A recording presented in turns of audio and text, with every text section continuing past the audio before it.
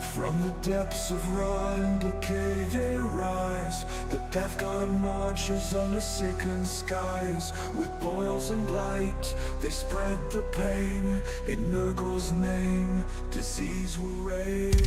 Rot and ruin, pestilence flows. With every breath the plague wind blows. Embrace the rot, let flesh decay. The death god comes, none can stay.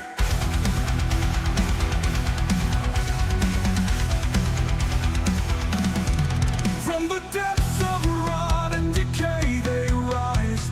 The death god marches under sickened skies. With boils and blight they spread the pain.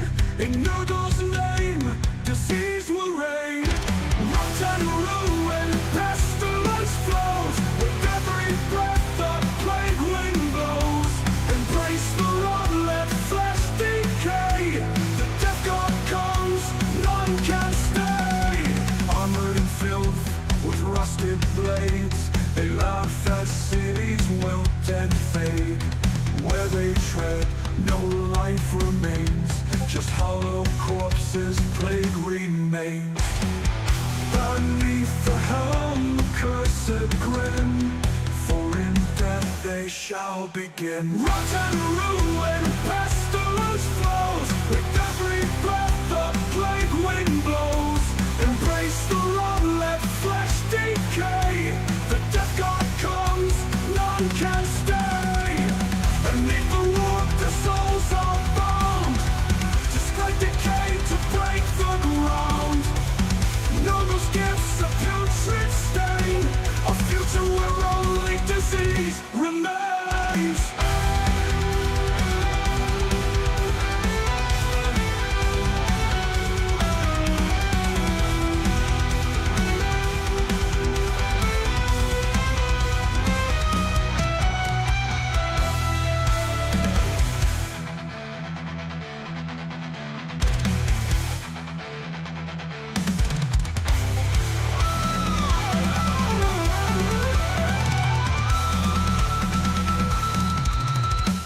Rot and ruin, pestilence flows. With every breath the plague wind blows. Embrace the rot, let flesh decay. The death god comes, none can stay. The rot's grasp, there's no escape. The death god seals your fate.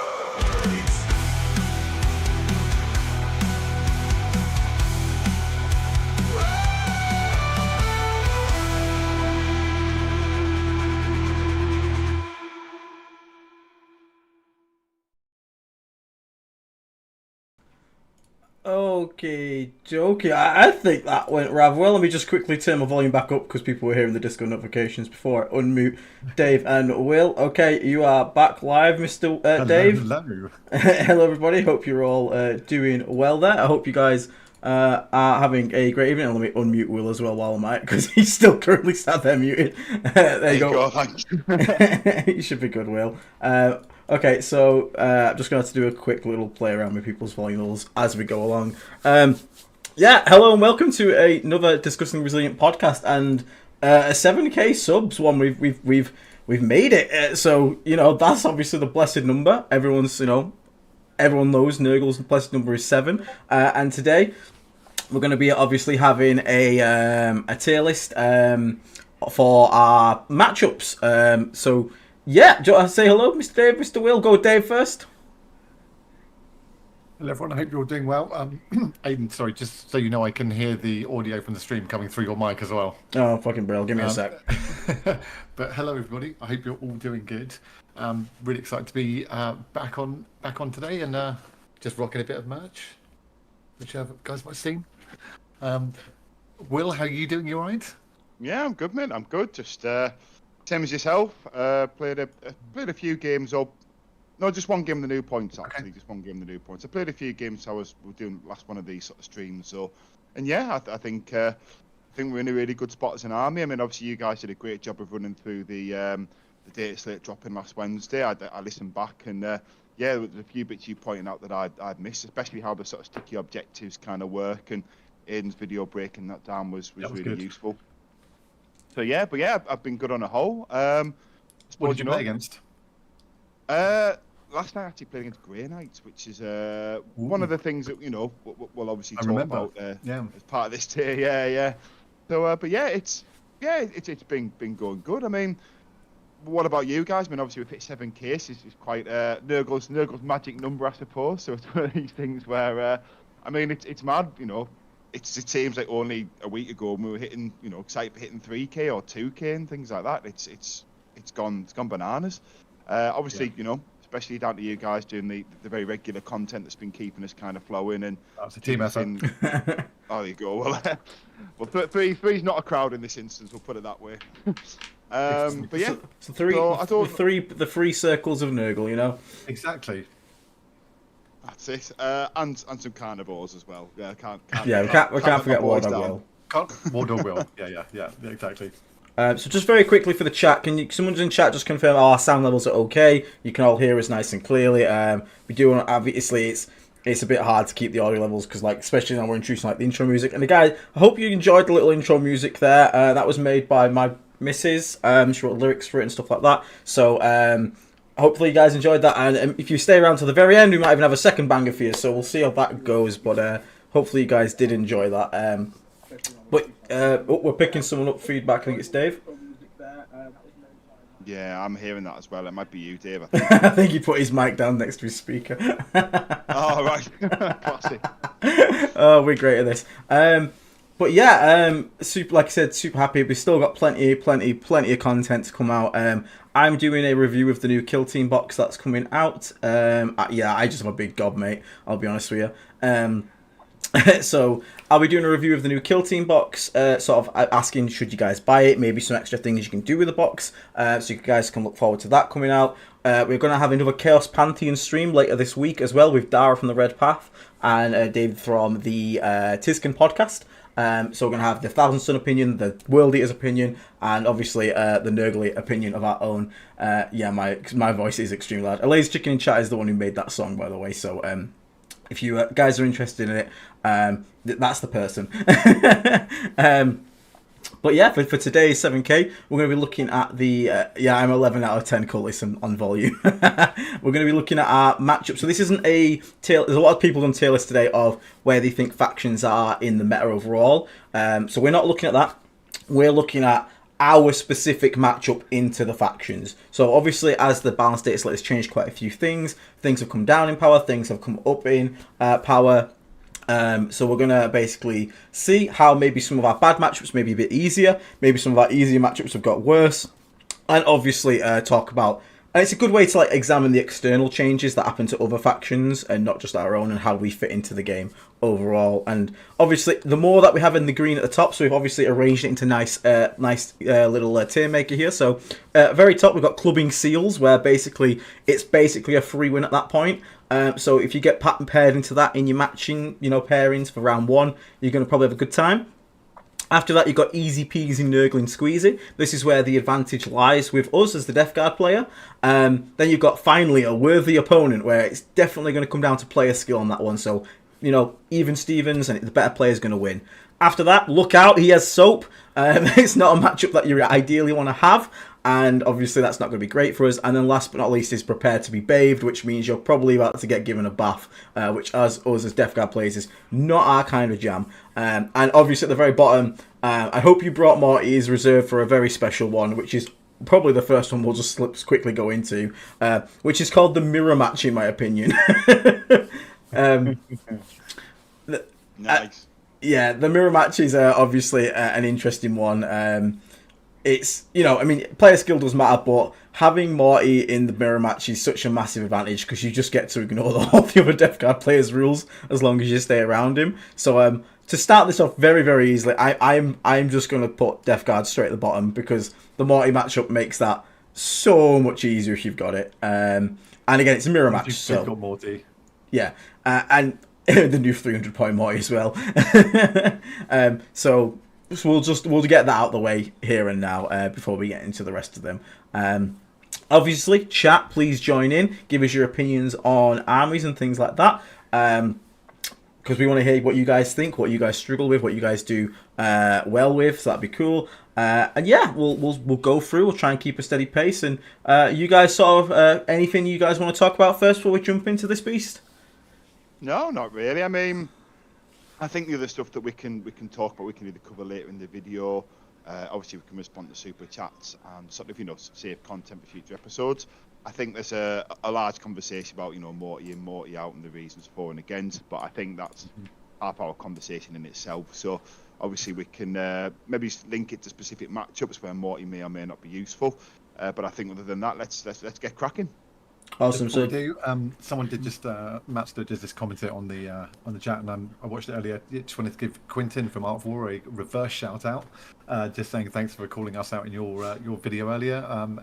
Yeah, same to you. Keep up the good work with the Death Guard. I'm glad you're excited to get them back on the table. Yeah. Same. We need to get Quentin back on the channel at some point. We had him back, especially if he's excited to play Death Guard again. I was very curious to hear more about that list he was talking about on their stream. So maybe we'll get him back to deep dive that and see what he's been cooking. Yeah, that'd be great. We could do that. So just quickly to catch up on the chat. Hello to everybody. Tentacles, Ben Hayden, Light, Aura, Nurgle, Matthew, all these kind of things here. Welcome in, this is Sick Genius. Thank you very much for the gifted membership. Oh, I will. If we start getting a lot of gift memberships, I will turn off the sound notification because I don't want to spam everyone with We Are Legion. So if that does happen, I will turn it off, guys. So don't worry. You won't get spam with it as much this time. I apologise for that. I don't expect to get given 10 memberships at a time. When people do, I'm like, shit. I'm appreciative, but at the same time, the little sound can get a bit annoying. Chris as well becoming Plague Marine there. Thank you so much. Chris Latta played 3 games with the new points and rules. It's on like Donkey Kong, so he sounds pretty happy with it. Well done for the 7K lads, great content. Thank you very much, Jurgens Miasma. Nurgle Cultist Chris, nice to see all 3 members on board for this one. Yep, all 3 of us are here. War Dog Will at the top, Dave in the middle, and me at the bottom. Loving the new points. Everyone confirming audio. Apparently we sound very sultry and sexy according to Tentacles, so thank you very much. People saying I've got a massive gob, nothing new there. All this stuff down here. Just making sure I've not missed anything. War tactics, can we get a War? There you go, I did it for you. I tilted away from the mic to try and make it not blow everyone's ears out, but there you go. But yeah, catch it. And yeah, obviously, Mattster quoting Quentin from Art of War. Oh my god, I just heard that on Nat's phone outlet. My bad. Go on. I was going to say one thing before we do get in, because I know we're going to forget otherwise. Like and subscribe, guys. Please, yeah. Subscribe to get the content. We have to thank you all. The likes and subscribes are what's got us to 7K. 8K, 9K, and then 10K is of course a magic number when GW starts sending us all the early codexes and stuff, so we can maybe get that kind of content on. So please like, share, tell everyone about it, and hopefully we can keep going. So just wanted to get that in there because I could tell we were going to roll on and forget otherwise. Do you want to go like heretical Spartan has made a very serious sacrifice to be here. Turned off Jurassic Park to watch us. Oh, Lord. I mean, that's high praise. That is high praise, to be fair. And back over to Chris Latta. Don't worry, I know you're here, and I know you've got yourself a reputation of donating lots of memberships, but I meant I get surprised because I feel like I don't deserve it, is what I'm trying to say. So when I give that many memberships, it makes me very shocked. But yeah, let's crack into why everyone's here then. So do we want to just go down as line as we see it, or do you guys want to just pick one out and we'll talk about them? You can go down the line, because otherwise we're going to end up just sort of grouping things into packaging, because there's a couple that I'm instantly thinking are still problems for us, and there's a couple that I think are less problems for us. So rather than sort of beeline to sort of things, let's just go as you've laid it out, and that'll keep us on track, I think. And I'm also just going to police us a bit here as well, in that if we spend 5 minutes on each one, it's almost 2 hours. Right, yeah, okay. So let's bear that in mind. So let's try and a few talky ones, and then others we might just go that maybe that's there. Yeah, I think that's fair. So if something hasn't changed, maybe we'll just kind of let's start. Let's fire into it, because I think you make a very good point there, Dave. My missus is expecting tea at 8:30, so I don't want to keep this covered too long. Otherwise, I might have to cook and podcast at the same time. Cooking streaming will sounds good to me. Be a cooking channel, yeah. Okay, so yeah. First up, we've got Adeptus Mechanicus. Now, I don't know if you guys have played against AdMech much. It's obviously not a super common faction. My 10th. Will? I haven't played. There's a guy who plays them locally, but I haven't played them. Do you know what I would say with AdMech? Unless someone's played against them, I would actually put them down as like, look out, he has soap. For the reason being that not many people know what they're doing, so I'm assuming that a lot of the people in the community are going to be the same. So rather than sort of like us deep dive them, they're probably a hard one because I bet they've got loads of tricks, that they can pull out and catch you off guard with. So that would be my hot take on it. I don't know what you guys say. Maybe you guys have a bit more knowledge about them. I mean, I have played into AdMech. AdMech are interesting, and you are right. They do definitely have the advantage of being unknown. Now, I would... Oh, thank you very much, Kieran Sanders, for becoming a Plague Marine, mate. Again, if people want to become a Plague Marine, feel free to click the join button. You get access to our Discord, you get to join in on the Plague Surgery streams, get your lists reviewed, some giveaways, etc., things like that, which is obviously great. And, well, I'm not going to say great because that sounds big-headed, but hopefully it's of benefit to you and you guys enjoy it. Now, when it comes to AdMech, again, they are weird. They don't play like anything else. They have a lot of expendable units, and they're really good at tanking your primary because they just have tons of OC, and their battle line unit reduces your OC. So trying to fight them with primary is a bit of a goddamn nightmare. That being said, you can actually just murder them. Like they can die pretty easily, and a lot of people will take the -1 weapon skill, ballistic skill. Against them because they think every model does have an invulnerable, and that is fair. They do have invulnerables. I still take -1 save because going from a 4-up save and to a 5-up save against like AP1 stuff and like ignoring cover, I just maximize killing stuff because of the nature of their battle line being T3 4-up save. Cultists can actually beat the shit out of them. I had my cultists like kill like multiple 10-man squads because they're just running, because we got so many attacks on the charge after shooting them. And dropping into a 5-up save, and their toughness 2, so when you're on 3s, actually can do quite a number. But you do have to be... like, breaches are horrifically scary. Like, their Overwatch will pick up a unit. So do be scared of that. I personally, I think, if you were to put this here, I put it down as a finally fair game. But... Okay, yeah, that might be... That's a fair point, because you've obviously got knowledge of the faction. Well, that's the problem. I would actually say... because they're so rare, most people, it might actually be look out here soap.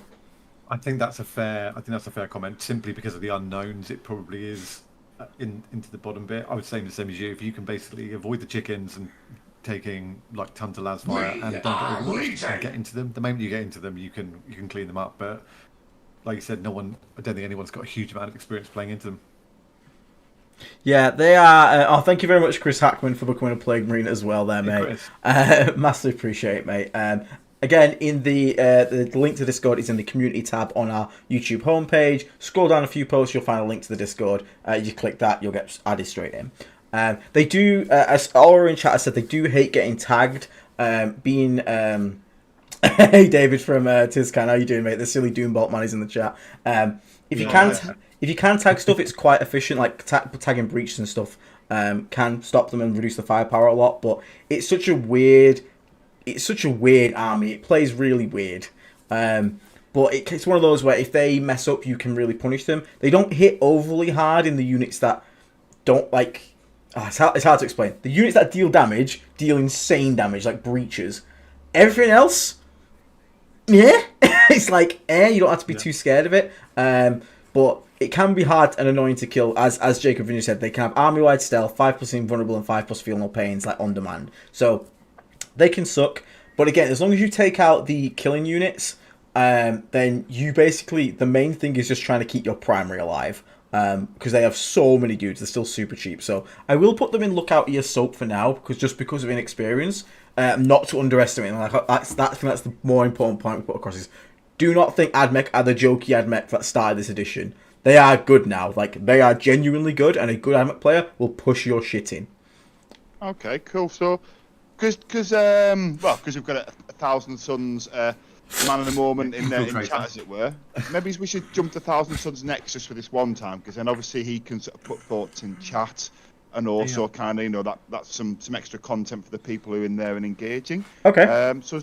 Yeah, I figured that might be a good thing to do while we've got the man himself here. Okay, we can do T-Suns, that's no problem. And I'll start this off by straight up saying this here can either easily be up here or easily be here. It's probably one of the most player skill intensive factions in the game. A bad T-Suns player will crumble in about half a second. And they'll lose everything, they'll be out of Cabal points because they have barely anything to play with. They just got hit with... So, David, just for example, mate, how many points did your T-Suns list go up? I think it was like over 100, wasn't it? It was pretty grim. That's a lot, must be. And they were already strapped for models. They were struggling to fit anything in that wasn't Magnus, a couple of Rubic Marines, and, some characters. Now, that being said, I'm guessing you guys have played T-Suns? Yep. I'm guessing you've both played both a good T-Suns player and a bad T-Suns player at some bad. point. Yes, I have. Absolutely. I've played both, yeah. I mean, I've found T-Suns a really weird matchup, but I run a very different build to most Death Guard players, and I found that transport are a real problem for them. Like as much as they can have a go turn, if you can have a go turn into them where you kind of just, if you can get into the Rhinos can push up and then get us to the Plague Marines and so I can get out in cover, you can kind of just sort of like, you can kind of get the jump on them sometimes, but at the other times, though, I've also been absolutely flattened by them. So it's kind of like, you have to sort of like, when I play man, we're both just waiting to have a go turn, and it's kind of like whoever does it wrong, it kind of just ends there. But you can just sit and just let them chip away at you. You find that by the time you've got your go turn, if you try them like too late, you've got no units left to do it. So you have to sort of push into them and kind of like rely on them having like a low unit count. Each unit just picks up loads more stuff than it should do. Yeah. But you've got to kind of rely on them picking that, and then just go, okay, so you've killed 40% of my army. The other 60% is now hopefully going to be on you, and I'm going to get that. But I don't know how they look with the new points. I mean, they've been decimated. I mean, because I bought some Thousand Suns myself, and I've been kind of like, I just threw an army into Battle Scribe for a curiosity, and mine's gone up at 140 points. I don't know if I'll ever play it, but I don't know. So I think for me, they probably look out. He has soap. Like, I don't think it's a terrible match because we just have so many more units in them, depending on the build. Yeah. But I think at the same time, they can, if things go wrong for both armies, it can go wrong very quickly, if that makes sense. I think one thing I was going to say on these is, are we going to assume that what we're playing here is an average player for these factions? Oh, I think good question. what I was gonna, because you're absolutely right. You're absolutely right. If you're playing a good Thousand Suns player, it can be disaster. But equally, to your point, Aidan, at the beginning, if they're a bad player, you're going to annihilate them really quickly. Let's say even player skill. I think that's kind of like the best summary. So we're not talking about top player versus top player. It's about bottom player versus bottom player. So like 3-2 players, should we say? Yeah, 3-2 players. Yeah. If we're talking 3-2 players, I think this actually comes down to finding a worthy opponent, because it really does come down to, I think, who will play it better at that skill level. Possibly. I think even the 3-2 player. Yeah, I see what you're saying. I mean, Thousand Suns. I mean, an average Thousand Suns player who had been following the faction properly and had committed to it like we've committed to Death Guard, probably was a 4-1 player on most days. So I don't know. I think, for honest, I think it's fuck you, man. Soap. But I don't know. I know what you're saying though. But I mean, I'm happy to put it in Lookout he has soap as well, because I think I would have said Lookout he has soap if we're talking 3-2 players. But I think average for the faction. Given the points changes, I think it's just got harder. Because the thing for me is, when this matchup's played, the Thousand Sun as Death Guard, we are probably at a disadvantage. I'll say that now. But it takes us a few cock-ups to get in a position of no recovery. The Thousand Sun player can lose the game on a single mess-up. The game is theirs to lose 100%. Like, they can slip up and just fall off a cliff. And if you get some horrific... Yeah, and also, this matchup changes a lot as well if you bring PBCs, which is obviously not a common thing at the moment, but, like, PBCs, and if the Thousand Sun player hasn't brought Rhinos, like, you just shoot rubrics. Like, you just make them roll dice, and, like, you can just kill, like, 5 mans with characters pretty easily. Like, a single Bioblight, and you can be like, cool, that unit's gone. So, again, it does... Melee's a lot rougher into them. Yeah, I mean, I think I wish there was a way to, like, hover it between the two tiers here. But I think go on. I think Lookout he has soup. So he has soap, not soup. I think maybe he's at the top of that one. If we're going to do it, you know, let the other ones do. We do the left and right as well, because with the new points they've been hit pretty hard. I think before the points, it would have been definitely Lookout he has soap, possibly even the. I say before points, it's prepared to be bathed. Like a good, especially like a good T-Sun player, like. It was like again, it's always been the Thousands and Players' game to lose, not your game to win as Death Guard.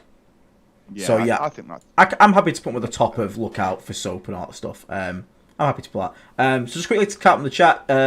So everyone's calling someone a Slash Impossible. Didn't mention the fact Will just admitted he has Thousand Suns. So we'll just go over that. It's fine.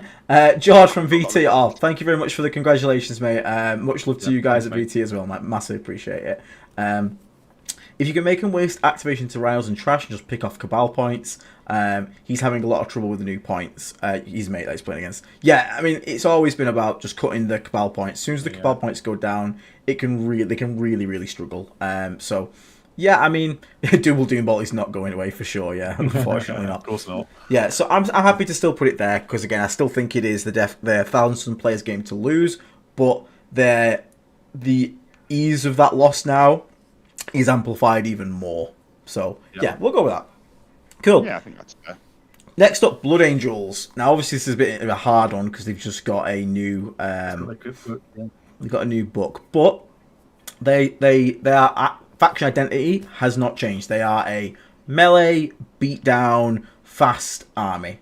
They don't tend to bring many guns, if any at all, usually. But now we obviously the new Vanguard that are probably making a scene, but Death Company obviously got changed and no longer have all Power Fists and all Inferno Pistols. They got a few more tricks, like they got access to a Fights First dude who can be pretty scary. But I mean, I already found Blood Angels matchup like pretty easy. Like it's one of my most played matchups. Like it's not, in my opinion, like if a Blood Angel player pulls Death Guard, their first opinion is like, oh fuck. Yeah, definitely. Yeah, I think that's fair. Now, that being said, though, I don't think it's a free win. No, not at all. I mean, the thing is, they want to get to us, because they want to get to their opponent, and we want them to come to us. Mm-hmm. So, like any matchup you're in that situation, I'm happy with, and whatever you run into me, and if I'm playing Blood Angels, I'm taking -1/-1, stacking that with other things. You're going to run into me, and I'm going to crump you back much harder than you can hit me. I think Blood Angels can play the game where they can put. I think Blood Angels are harder to play where they don't just come at you or they pull you apart, and they sort of just use the movement and almost just try and play the mission and wait for you to kind of then try and play the mission back into them, and then when you're playing the mission they start hitting you and just picking you off around the edges, and then you start sort of, they just use the speed against you. I think that's when Blood Angels are played best in the Death Guard, but you're right, we have a lot of tools to shut them down. I think for me, finally a worthy opponent maybe, it's kind of like a sort of, they've got tools that kind of can beat us if it's a good player, but we've also got tools that can kind of beat them. We can kind of equally shut each other down. They've got the speed, but then we've got.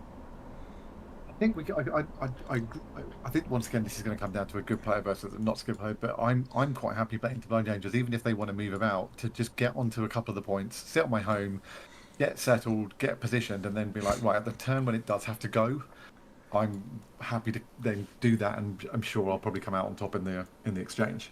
So it's my.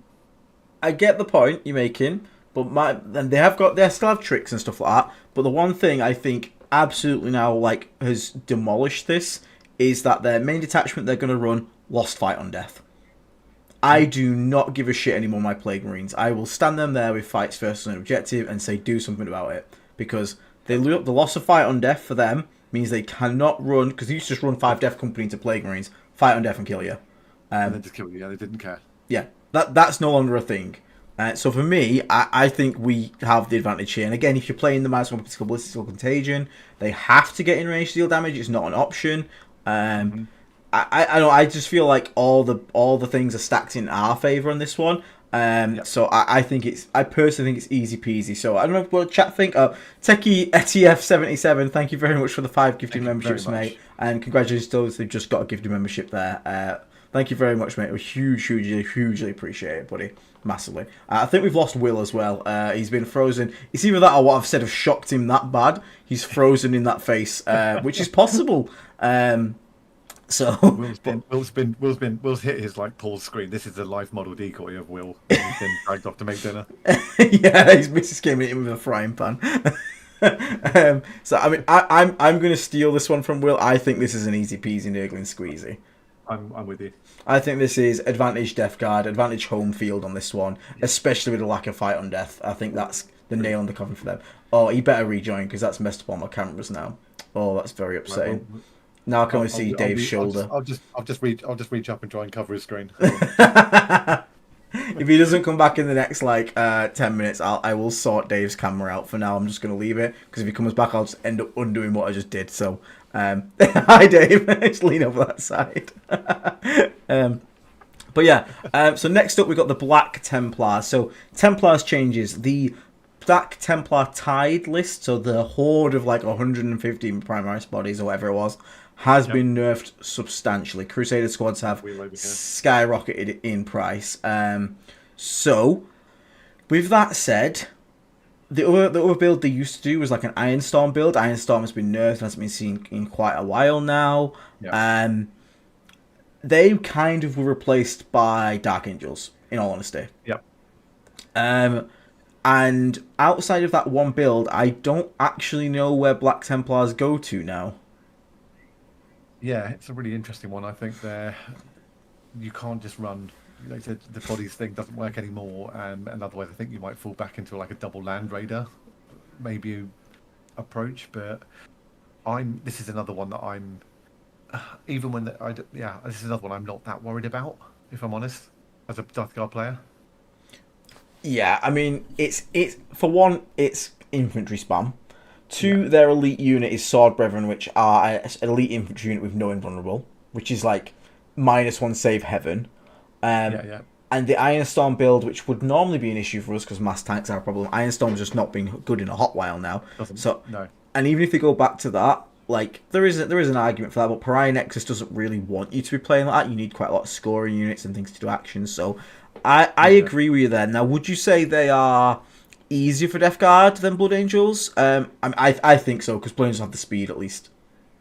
Yeah, that's what I was going to say. Blood Angels can at least get to you and get a turn off. Versus, I think with Templars we can still do our usual deploy really casually and kind of position ourselves well, and then we can then get to them before they can hurt us too much. So yeah, I'd say they're behind Blood Angels. Yeah, I think it's going to be Blood Angels. Right, I am going to undo Will. Do you want me to undo Will so you can sit straight? And hopefully we'll get him back. Right, I'm undoing Will currently. Right, Dave, you may lean back in your normal position.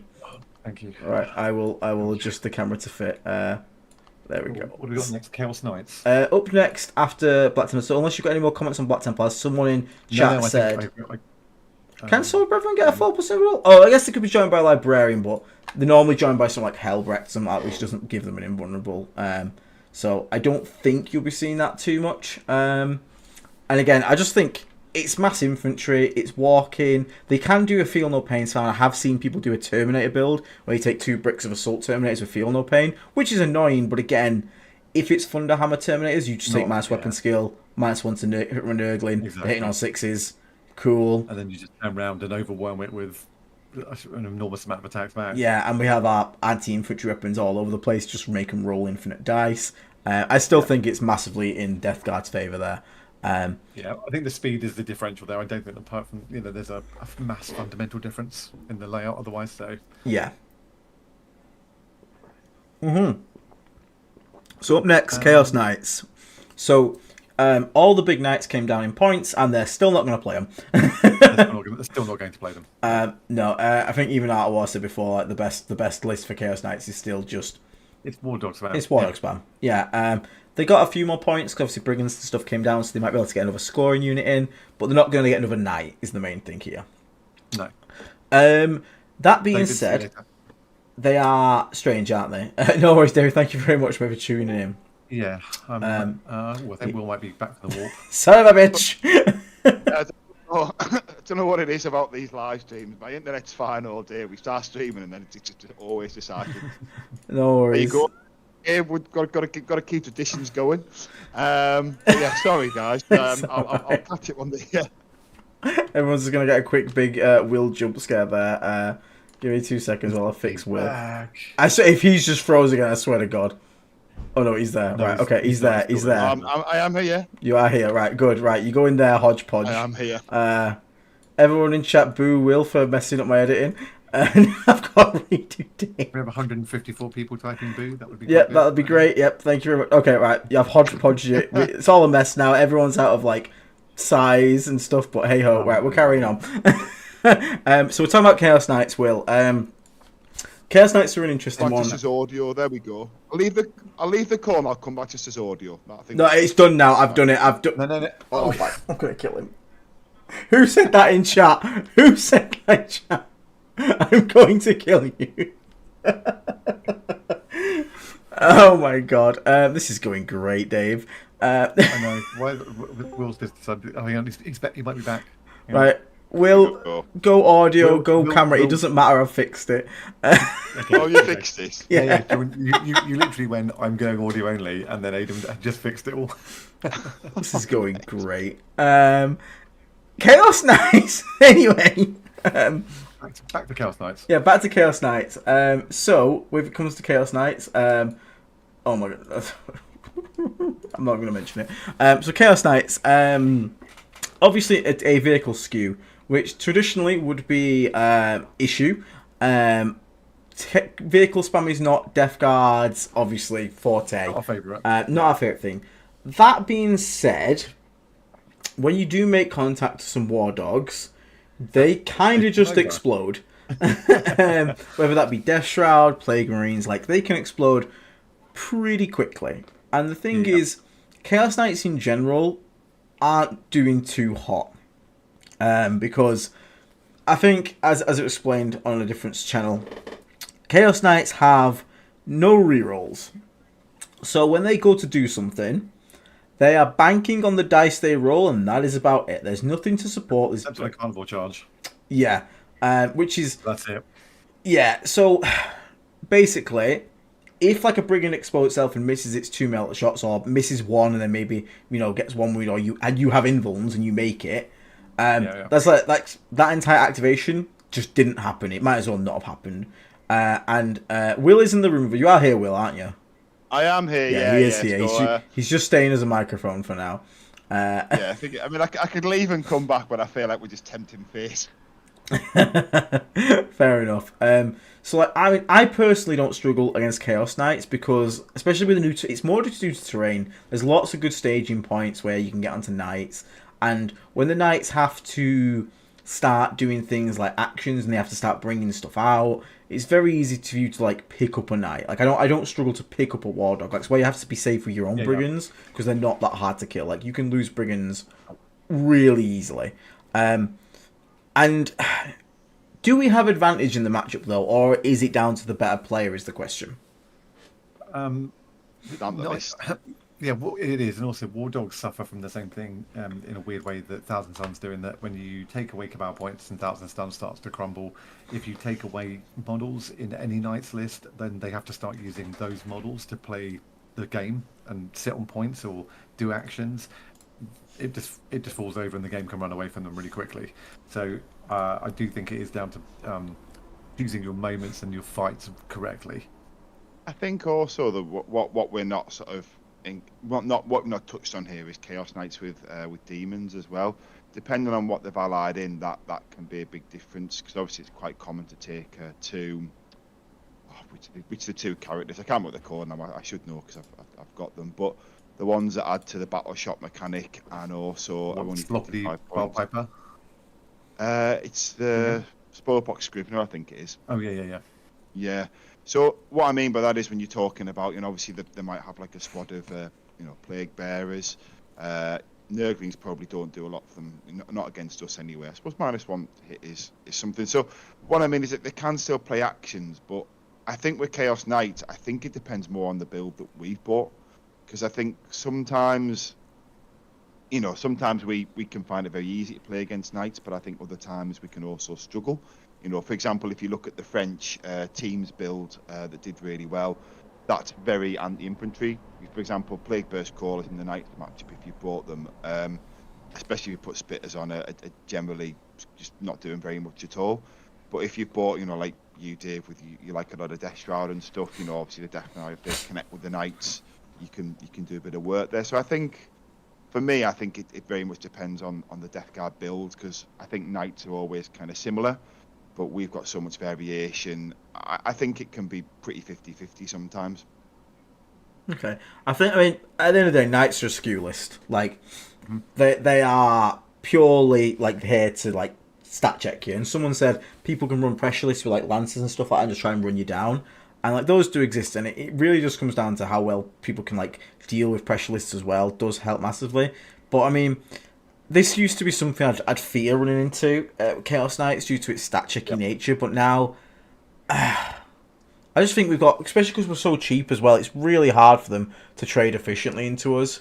Because I mean, like, they can walk through screens and build and stuff like that, but, like, in doing that, they can burn through their CP real fast as well. One in the movement phase, one in the charge phase.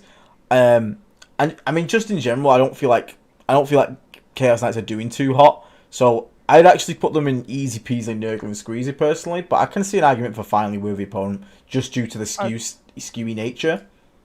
Yeah, I think finally a worthy opponent. I think, like you say, the skewy nature. For example, like bloat drones in that matchup, if you put the spitters on them, they're next to useless. I can see that. Yeah. So I think but you are right though. I think it depends as well on the Chaos Knights. I think there's a few things that can go wrong in that matchup, like a couple of spiked invuns on the Chaos Knights, and that matchup can swing heavily in their favour. Yeah, that's why you punch them in melee, so they don't get involved. It's an interesting one because the guns are, if apart from their indirect, the guns are all pretty much short range unless they've got a big knight which no one's bringing.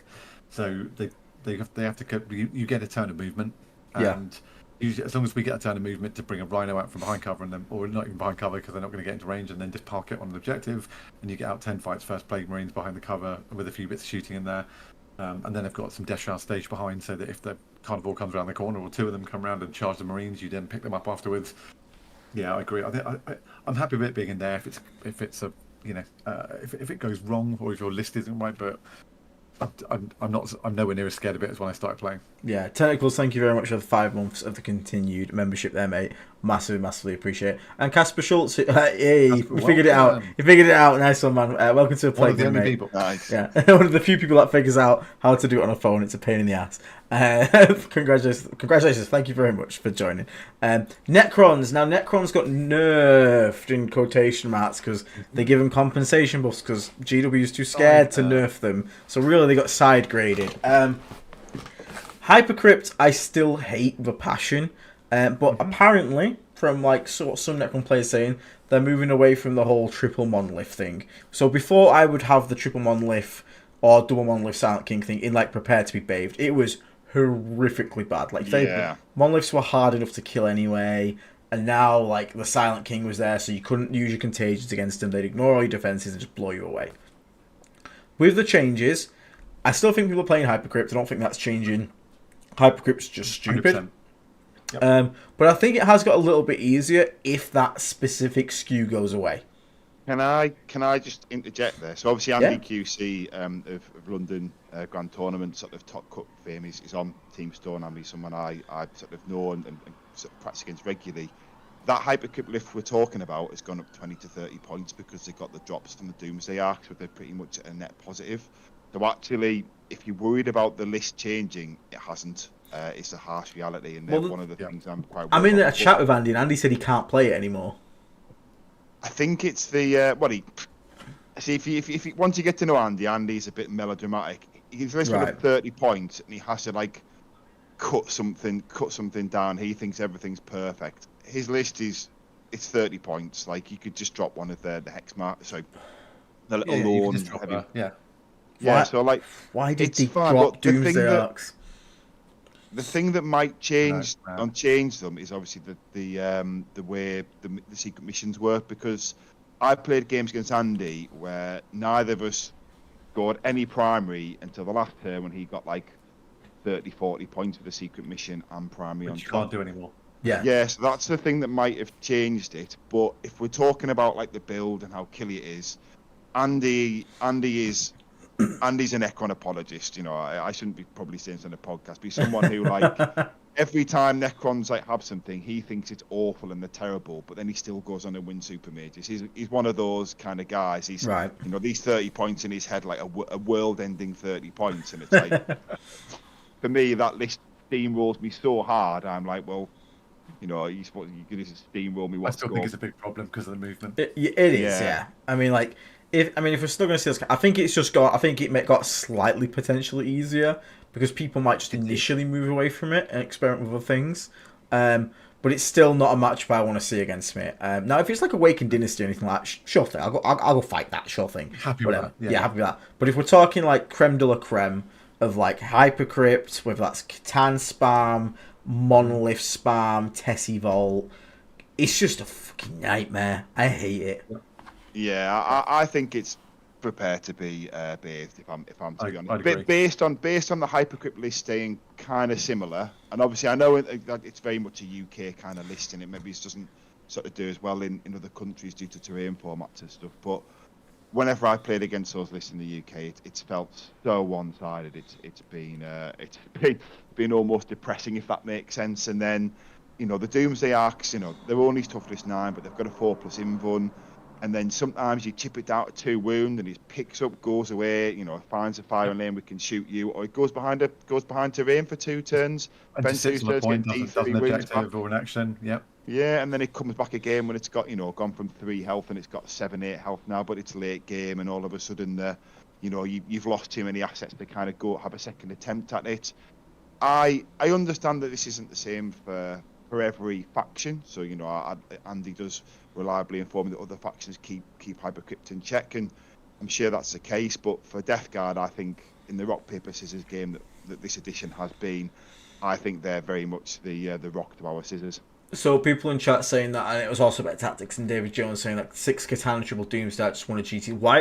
Why is this thing still allowed to exist? I don't understand. Like, Katana already obnoxious. You refuse to nerf them. Doomsday Axe were in every goddamn list, and you drop their points because, again, you have to baby Necron players because, oh, we nerfed their monoliths. Oh, drop the DDAs. No, like, Thousand Suns didn't get a green.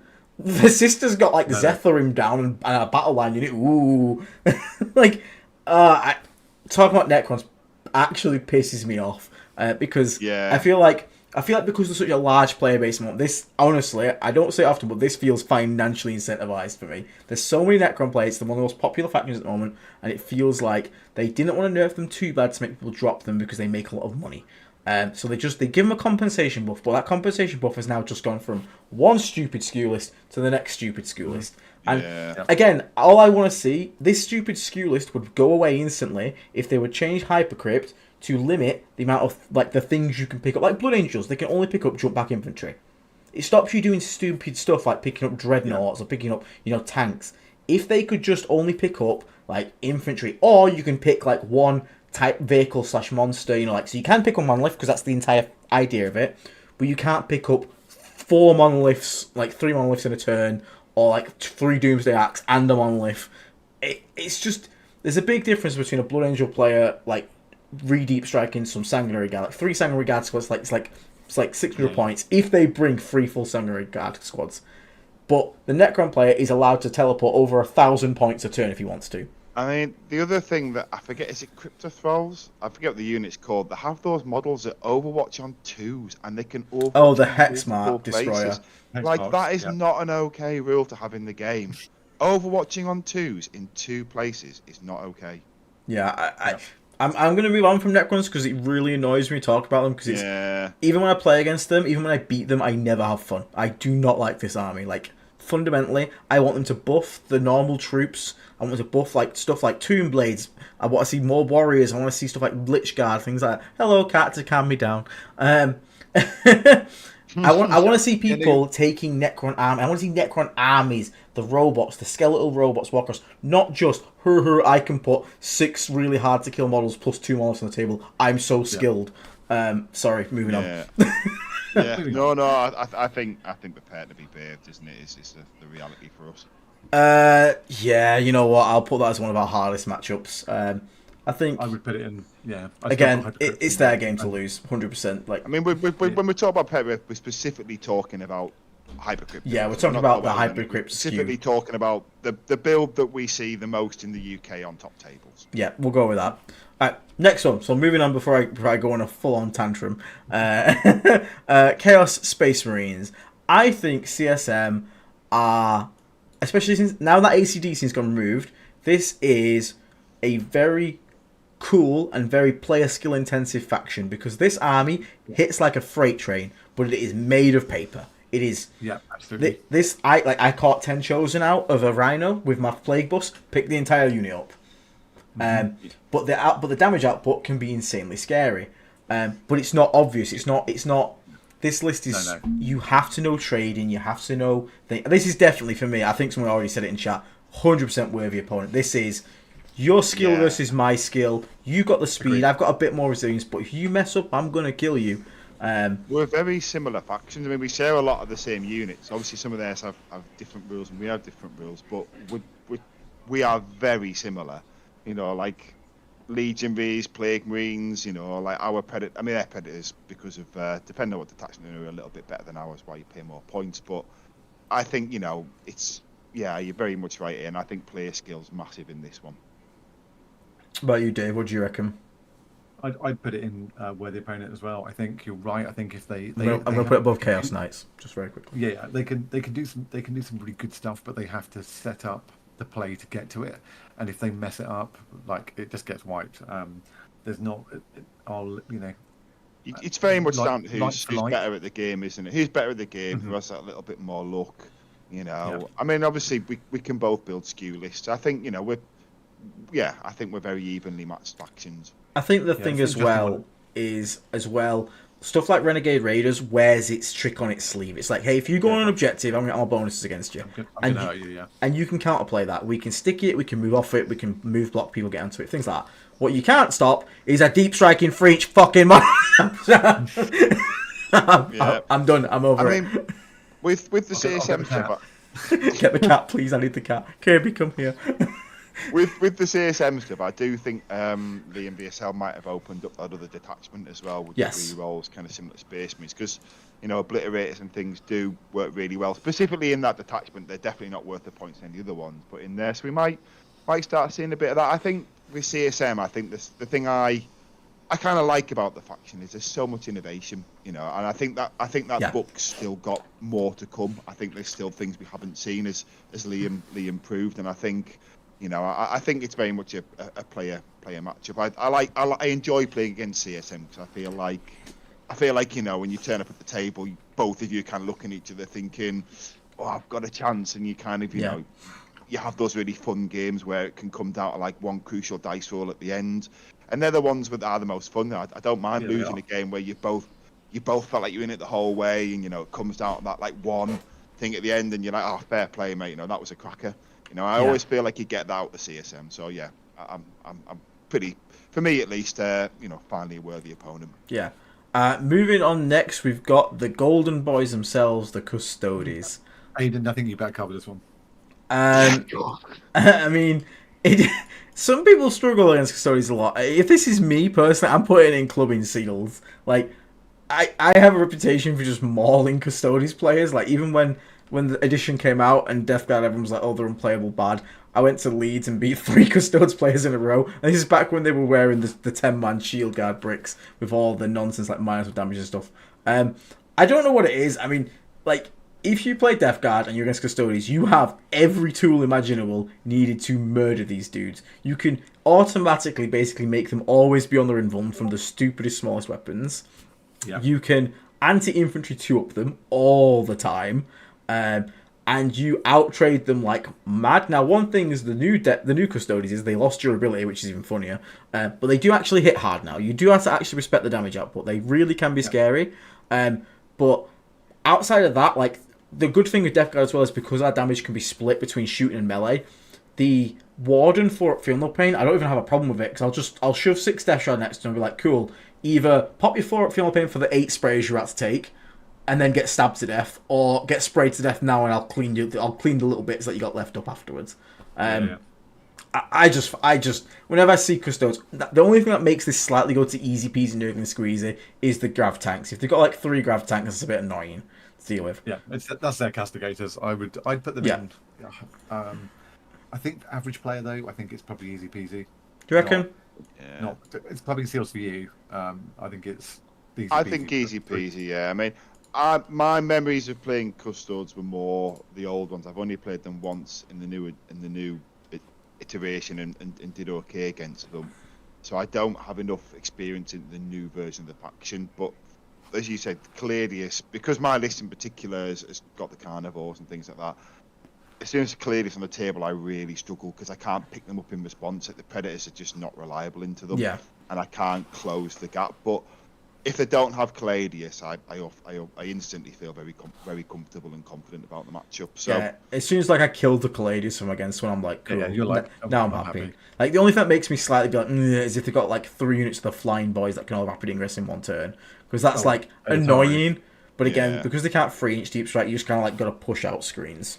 You do pick the Venatari up. They don't trade very well sometimes in us particular.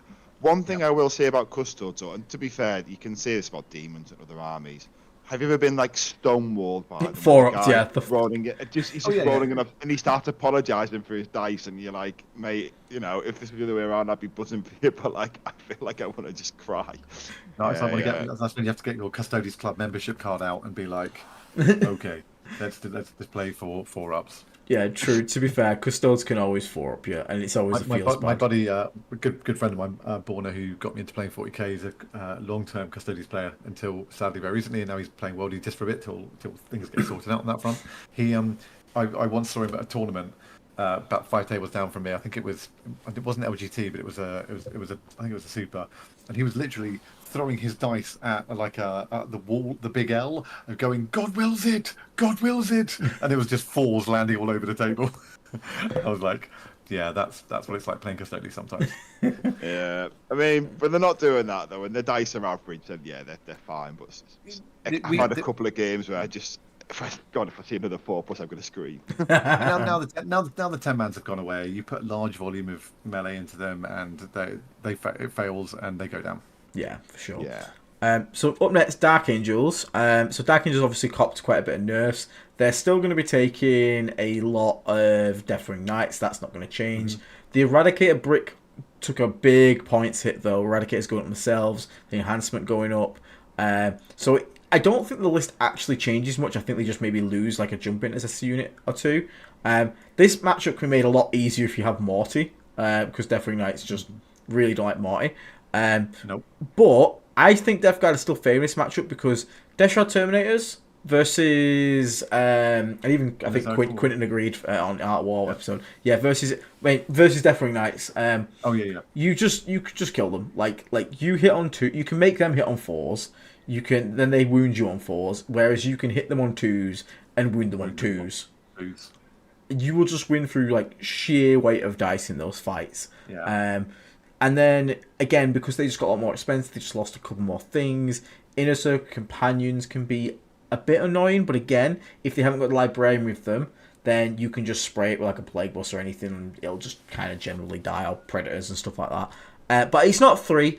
No, it's not. I think we are advantaged, but I would put it at like the very end of it, because it's still a very strong faction, especially because they still play Gladius. But I do feel like the advantage is with the Death Guard. Like, you have the tools needed to deal with, because again, the Deathwing Knights are basically Custodes.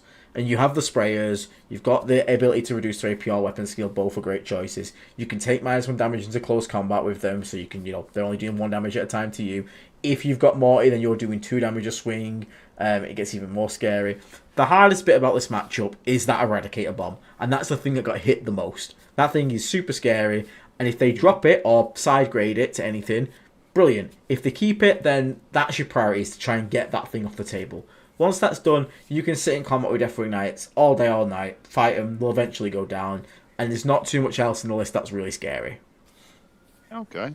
I mean, I'll be honest, I haven't had enough experience into Dark Angels to really form any kind of valid opinion in this one.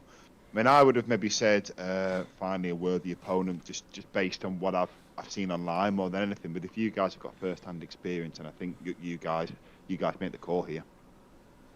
I think the points changes have pushed it down a bit. I mean, I played a Dark Angels player at LGT and had a 9-point loss, I think, and he was playing Vanguard because basically I couldn't play the early 2 rounds. I wasn't able to score secondaries, but apart from that, that game would have been mine. Once I had the go turn, it was all over. Yeah, Okay. it's one of those. If you kill everything around the Deathwing Knights, you can then just deal with the Deathwing Knights. Like you can even I had guys put 5 Deathwing Knights on objective. I'll just throw 10 cultists on it. Don't care. You're only one OC. Oh yeah. Okay. Yeah. So I would just play a Templar game and then expect to be tabled at the end and just go 5 plague greens. Yeah. 5 plague At one greens. point in my game, I think it was bottom of turn 3 or whatever. I said to him, "Have you now got anything left in your list that can hurt most of my things?" He was like, "No." Yeah. The Eltrell. early stuff is.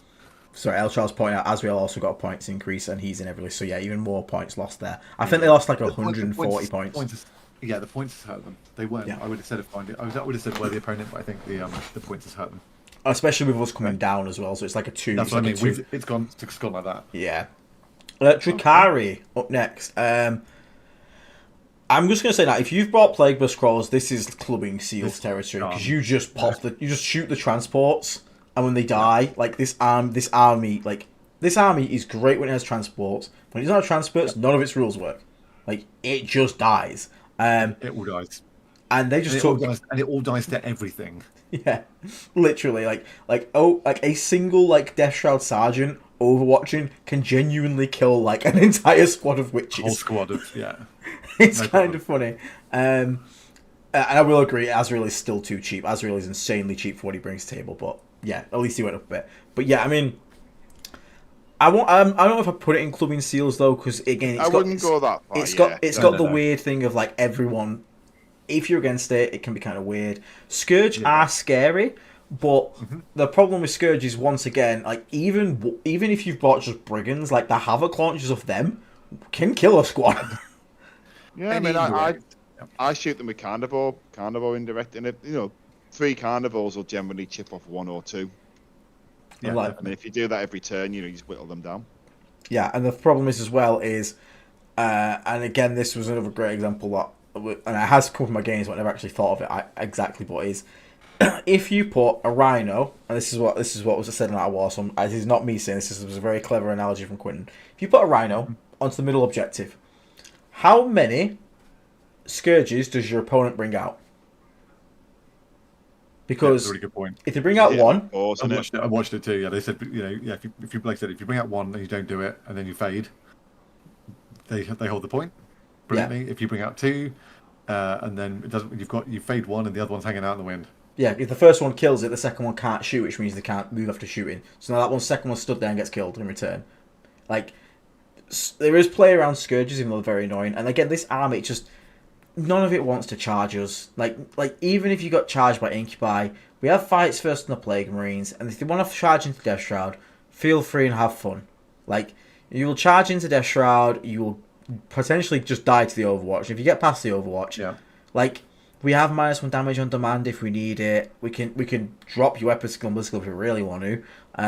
Because do we need the AP to kill you? Probably not. No, we don't. You're probably Also, gonna if it gets through the Overwatch, there's not enough of it left to do it to hurt you. Yeah, I mean, I'm just not that scared of Drukhari. I think with the new points, because we're talking about the army in general, but what we haven't touched on here as well, they got decimated. They did. So all the armies that were there before the points changes, I might have sort of tried to put forward an argument as to why they're maybe at least finally a worthy opponent, because they're so quick and they've got so many movement tricks. Because as Death Guard, we are sometimes like a really good player will just go, okay, right, I'm not going to kill you. You probably can't kill me because you can't catch me unless you've got the PBCs, as Aidan rightly said. Right. If you don't have PBCs, I'm just going to play the mission going to play the mission, run around you, and at the end of the game, it's probably going to come down to who scored more cards. And because I've got faster pieces, probably going to be me. Me being there, speaking to the Drukhari player there. So I think because of the speed, it has to be easy peasy, nurgling squeezy. Just because they've got that. Any army that's quick has always got that kind of like a little bit of an edge, if that makes sense. Whereas Custodes, fair play, they're kind of slow. You know, we're going to meet in the middle. You can't run away when we get there. We can kind of predict what they're going to do. They can predict what we're going to do, and at that point, the game just kind of becomes enormous because it kind of unfolds naturally. Whereas Drukhari, they can still just zip across the board in the blink of an eye, and we can't catch them. So I think for that reason, it's got to be easy peasy, nurgling squeezy for me. Yeah, I think Tom Bolt in the chat saying the main thing to be aware of is the Overwatch denial enhancement, which is annoying. But again, even if they charge me, I'm not hugely scared of it. Like, again, we have -1 damage on demand. We can take -1 ballistic skill, have some nurglings nearby, all that kind of stuff. And the Vector Aura is annoying, though. I will give you that one. The Vector Aura is very annoying, but now it's guaranteed to just be on the one character, not the 3, like people were trying to play it as. Lilith is a nightmare as well. I do have to say. She can be a pain. Lilith is a I will kill any Plague Marines and not fighting first, even a 10-man. So yeah, you've got to be careful with her. Yeah, that's fair. That's fair. So just quickly in the chat, any questions we got? When you guys build your list right now, what is your starting point? So we're probably going to do a stream later in the week. That's probably going to be all about our list building and our first list. So we'll probably say that for then. But I think we can all say we're probably including some Death Shroud in there. I might not be on the Death Shroud actually, but because my archetype is kind of left relatively untouched, that's the reason. Yeah, but I am very. I keep writing lists for Death Shroud, and but we'll talk about that in another stream. I think we're about to go down a whole rabbit hole there. Yeah, so let's try and get this speed up a little bit. So Chaos Demons, it's a full melee faction, basically, that has to come into you. I think it's finally a worthy opponent, Demons, because they can that. 4-up you, and they've got the movement shenanigans, And I think it's a game where when I look at it across the board, I'm not scared, but I know they're also not scared, and I think that's kind of why I think it's finally a worthy opponent, because they can also see that Custodes thing where they just stonewall you with 4+s and you just feel like you want to flip the table. But they can also, roll 3 and below and or fail their charges, even the 6-inch charge from Deep Strike, and their army just collapses in a heap. So I think we'll talk about it next week. But if you take more Death Shroud, then when they're saving 24 attacks, re-rolling everything, then the 4-ups don't matter. They die. yeah, that's fair. I mean, it's just a weird one with the Plague Marines, for example. The Blood Crushers. Like, I've charged 5 Plague Marines into the Blood Crushers because strength 8, and then I've picked up like 3 of them. Do you know what I mean? Then I've had it the other way, and like it just hasn't gone well for me at all. So I find them a very weird army to play against. Like, I'm not scared of them. Like I say, I know they're not scared of me as well. So, but I know, I do run an off-meta kind of skew list, so my experiences aren't necessarily going to represent the wider Death Guard community. Okay, yeah, fair. Aeldari, so good boys, Eldar. I mean, this used to be easy with PBCs. Not taking them has made it a little more difficult, and they got some points cuts, but like they're still really expensive. So expensive, and if your opponent gets in any way aggressive, it gets nuked.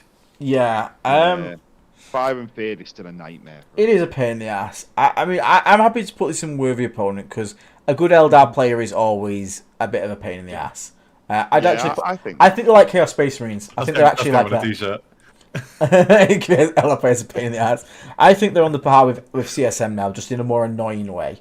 Like they're actually not that bullshit. Like Fate dice are annoying, but they don't feel as bad as like, especially because you've got Miracle dice in the game now. Like that's way worse. But like I think the skill of the Eldar player really matters because again they're super fragile. They're expensive. If they mess up, they're going to get punished. And I don't know. I feel like coming across an Eldar player these days, it's like the feeling when I get a CSM player. It's going to be like, okay, it's actually going to be a pretty interesting game. I don't hate it like I used to. No, I don't look at it and be like, how can I minimise the loss here? Warp spiders are annoying though. Fuck warp spiders. Oh, warp spiders are very annoying. I think you're right with the Eldar there. Like I say, I've found player skill's a big part of it because obviously they've got a lot less units, but they're so much quicker. and the units do hit pretty hard, and they do have some still very very good army mechanics. So I think, yeah, find a worthy opponent, finally a worthy opponent. I think if it's a good pilot, you know, that they can catch you out with stuff. But you know, but yeah, then so I think but their mistakes will be punished quite hard. very much so, yeah. Grey Knights, I detest Grey Knights. I think Grey Knights. Go on. So I was just gonna say, Grey Knights to me are the same problem as Hypercrypts, especially when. Yep. Again, if I have respect for Grey Knight players that are running like Strike Squads or even the Terminator build, the second my opponent shows up with 6 Dread Knights, I'm just like, oh, cool, so you're getting a 3-2 this event for no reason. It's like, it's just like, it's, again, and I'm sorry, I say things that probably are like insulting people. I'm sorry, this is brain dead. Like, you can't get 3-2 with like 6 Dread Knights, like, you need to go back to the drawing board, like, it's such an annoying skew to face, and it's just like it's just the monolith thing all over again. It's like, cool, you teleport everywhere. Oh, I moved near you. Oh, you teleport. Oh, I shot you. Oh, you teleport. Oh, you finished it. Oh, blah blah blah blah. It's another matchup where the second I get paired, I'm rolling my eyes. I'm just like, ugh. Yeah. Now I don't think it's as bad as because they don't have the absurd. Not as bad as Necrons. No, because monoliths like T13 and stuff, but I'm still putting out this in lookout here. So because again, it's just 100%. You're a 4-inch moving army against an army that teleports everything all the time. There's so many things than the Eldar. The more about the Necrons, even these, because again, they have reactive Mist of Daemons. Like you finally move near it, oh, I'm just going to teleport away. Cool. Yeah. And the shooting one as well. Like, I think they're one of these factions as well where I find them like really like a strain to play against because your opponent. They're a funny army. Like I had a game with this recently, actually, where it's kind of like your opponent's in a weird spot, like where they have to tell you the rules, but then if they keep reminding you too much, then none of the rules kick in. Yeah. So they're almost kind of the faction wants you to start looking for gotchas, but not in a bad way, because obviously that's what they're doing. But like, I think because as an opponent, you have to ask so many questions. You can tell the Grey Knights you have to ask frustrated as well, and you have to ask all the time. Like, so this is the unit that's gonna, if I target it, no, it's not that one. Okay, right. So that's and they get frustrated. They're like, yes, I've said, and it's like, I know you think of a Grey Knights player. I can tell you're getting frustrated because you've played 4 games and everyone's probably asked you loads of questions and it's always the same one. But like, this is, you know what I mean? And it's just everything about it's just a struggle I always find. So yeah, I put Grey Knights just prepared to be bathed. I should make another tier that just says, can I just not, like, it's nothing to do with power at this point. It's just I just don't want to play it. Like, especially like again, I can respect someone playing like strike squads, Inceptor squads, and being clever and using the indirect strats and moving around cleverly. But like the second you're showing up with like 6 Dread Knights, like I'm just like, oh, for fuck's sake, here we go again. I'm just like, cool. So you're just gonna teleport around the place, and like I've had games where I just stand on the objectives and they just shoot me all game. Like, cool, this is fun, and I win on score at the end somehow because they were just too obsessed with shooting me. I'm like, that was fun. I killed like 2 models. Woo. Well, it's a game where you just have to, for me, I always just have to play a game like a 9-inch charge. You just literally if you connect on your 9-inch charges, amazing. Like I've played games with all 3 carnivores in reserve, and I'm literally bringing them all in, just going re-rolling 9-inch charges all over the place. And like if you make 2 of them, it's like, okay, this is flipped, and now I'm in the game. Now it's the Grey Knight playing, or they're on the back foot. I am so glad War Tactics said it. War Tactics said it. So I am. People always say, oh, the armies that have all the movement stuff, like the pick up a downy, it's like it's a hard skill intensive. No, it's not. You have a get out of jail free card for mispositioning your units at any time you need it. You do not have to be good at the core fundamentals of 40k playing armies like that, because you just can be wherever you need to be all the time. Yeah, I agree. War Tactics, and I'm glad I'll die on this hill. I think to sort of second that, because obviously Big Andy again, Andy QC being in there, I think it's really easy to get like 3-2s with those kind of factions, but I think when the player skill comes in is when you get in the four better than 4-1. I think is that's when it. I think there's some armies where you turn up, it's like, okay, show us how good you are.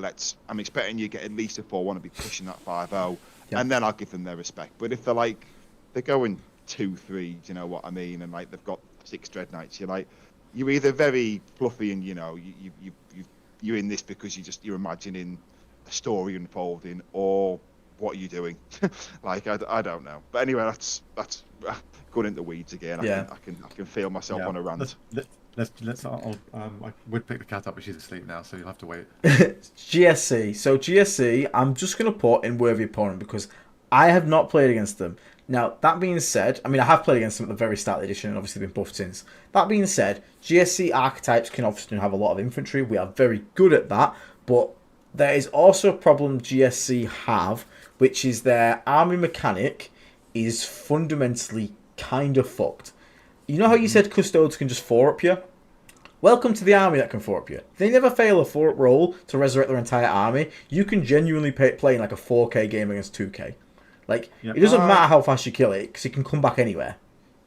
Yeah, I think we need to treat these guys with a little bit more respect, because they had some sweeping, like, they got cheaper.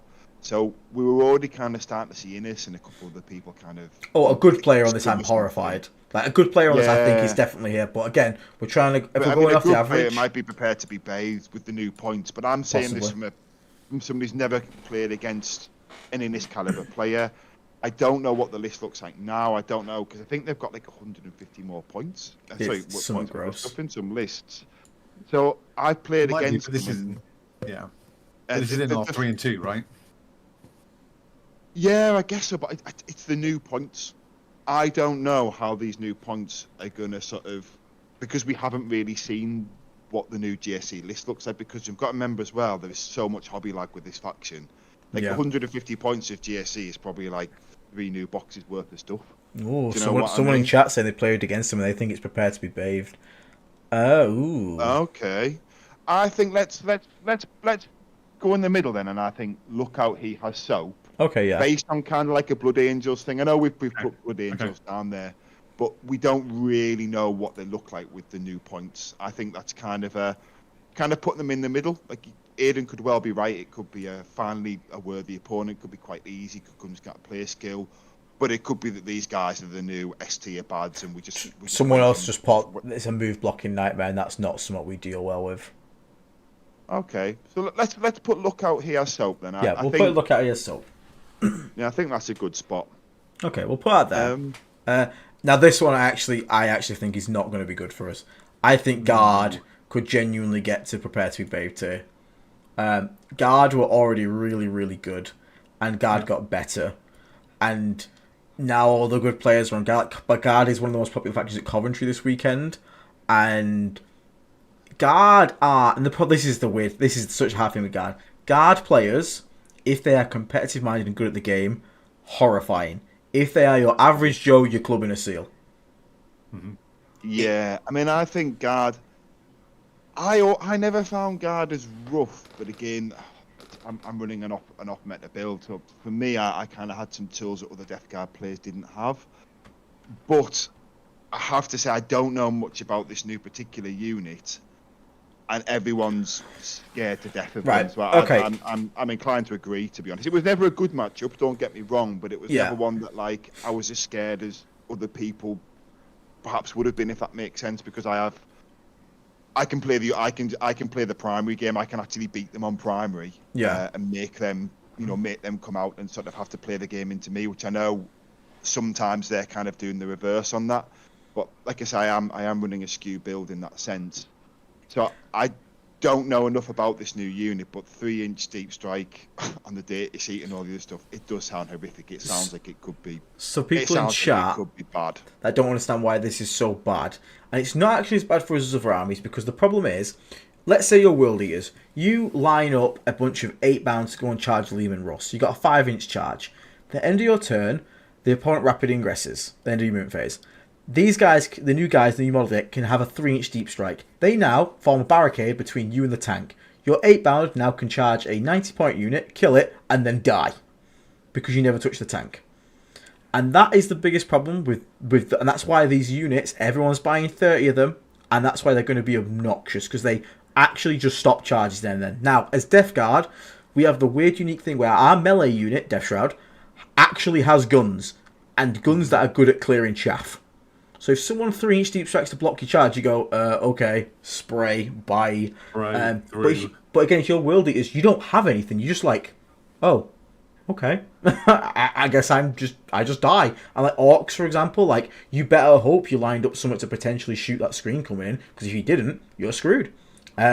So it could be interesting, but I think, and again, the problem is as well, does this make us want to take Morty? Because if people are still bringing like a utility Basilisk, do you want 2-inch moving Death Shroud? I think Morty don't. I think he don't win him against Guard, because Guard have got the firepower just one turn. It's weird, isn't it? But at the same time, what if they brought a Basilisk or 2-inch moving Death Shroud? This is the thing where because I've got the Rhinos and my play means are jumping out. I'm not really bothered about the Basilisk. Like I've still got my 8-inch move, unless of course I'm being blocked by the 3.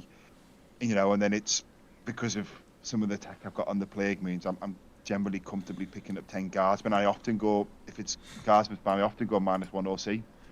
So I kind of make it so they have to start putting the tanks on objectives, and then as soon as the tanks come on, I've got Carnivores, which are really good at picking them up. Oh especially God! when the engines here first. But So David Jones just said in chat, because they can use the 3-inch deep strike on a rapid ingress, you could move on to a point, start cleansing, terraform, air down, and suddenly just appear and deny you the points. Oh, God, mate, good yeah, point. that's right. I mean, for me, I think Guard has to be at least look out here. So, Yeah, I'm saying that is like the best, but I don't know. I don't really know. I would agree if you guys were like prepared to be bathed and you were adamant on that, I wouldn't disagree either. I will put think it. for me, I agree with 3 you. and 2. I think we put this in look.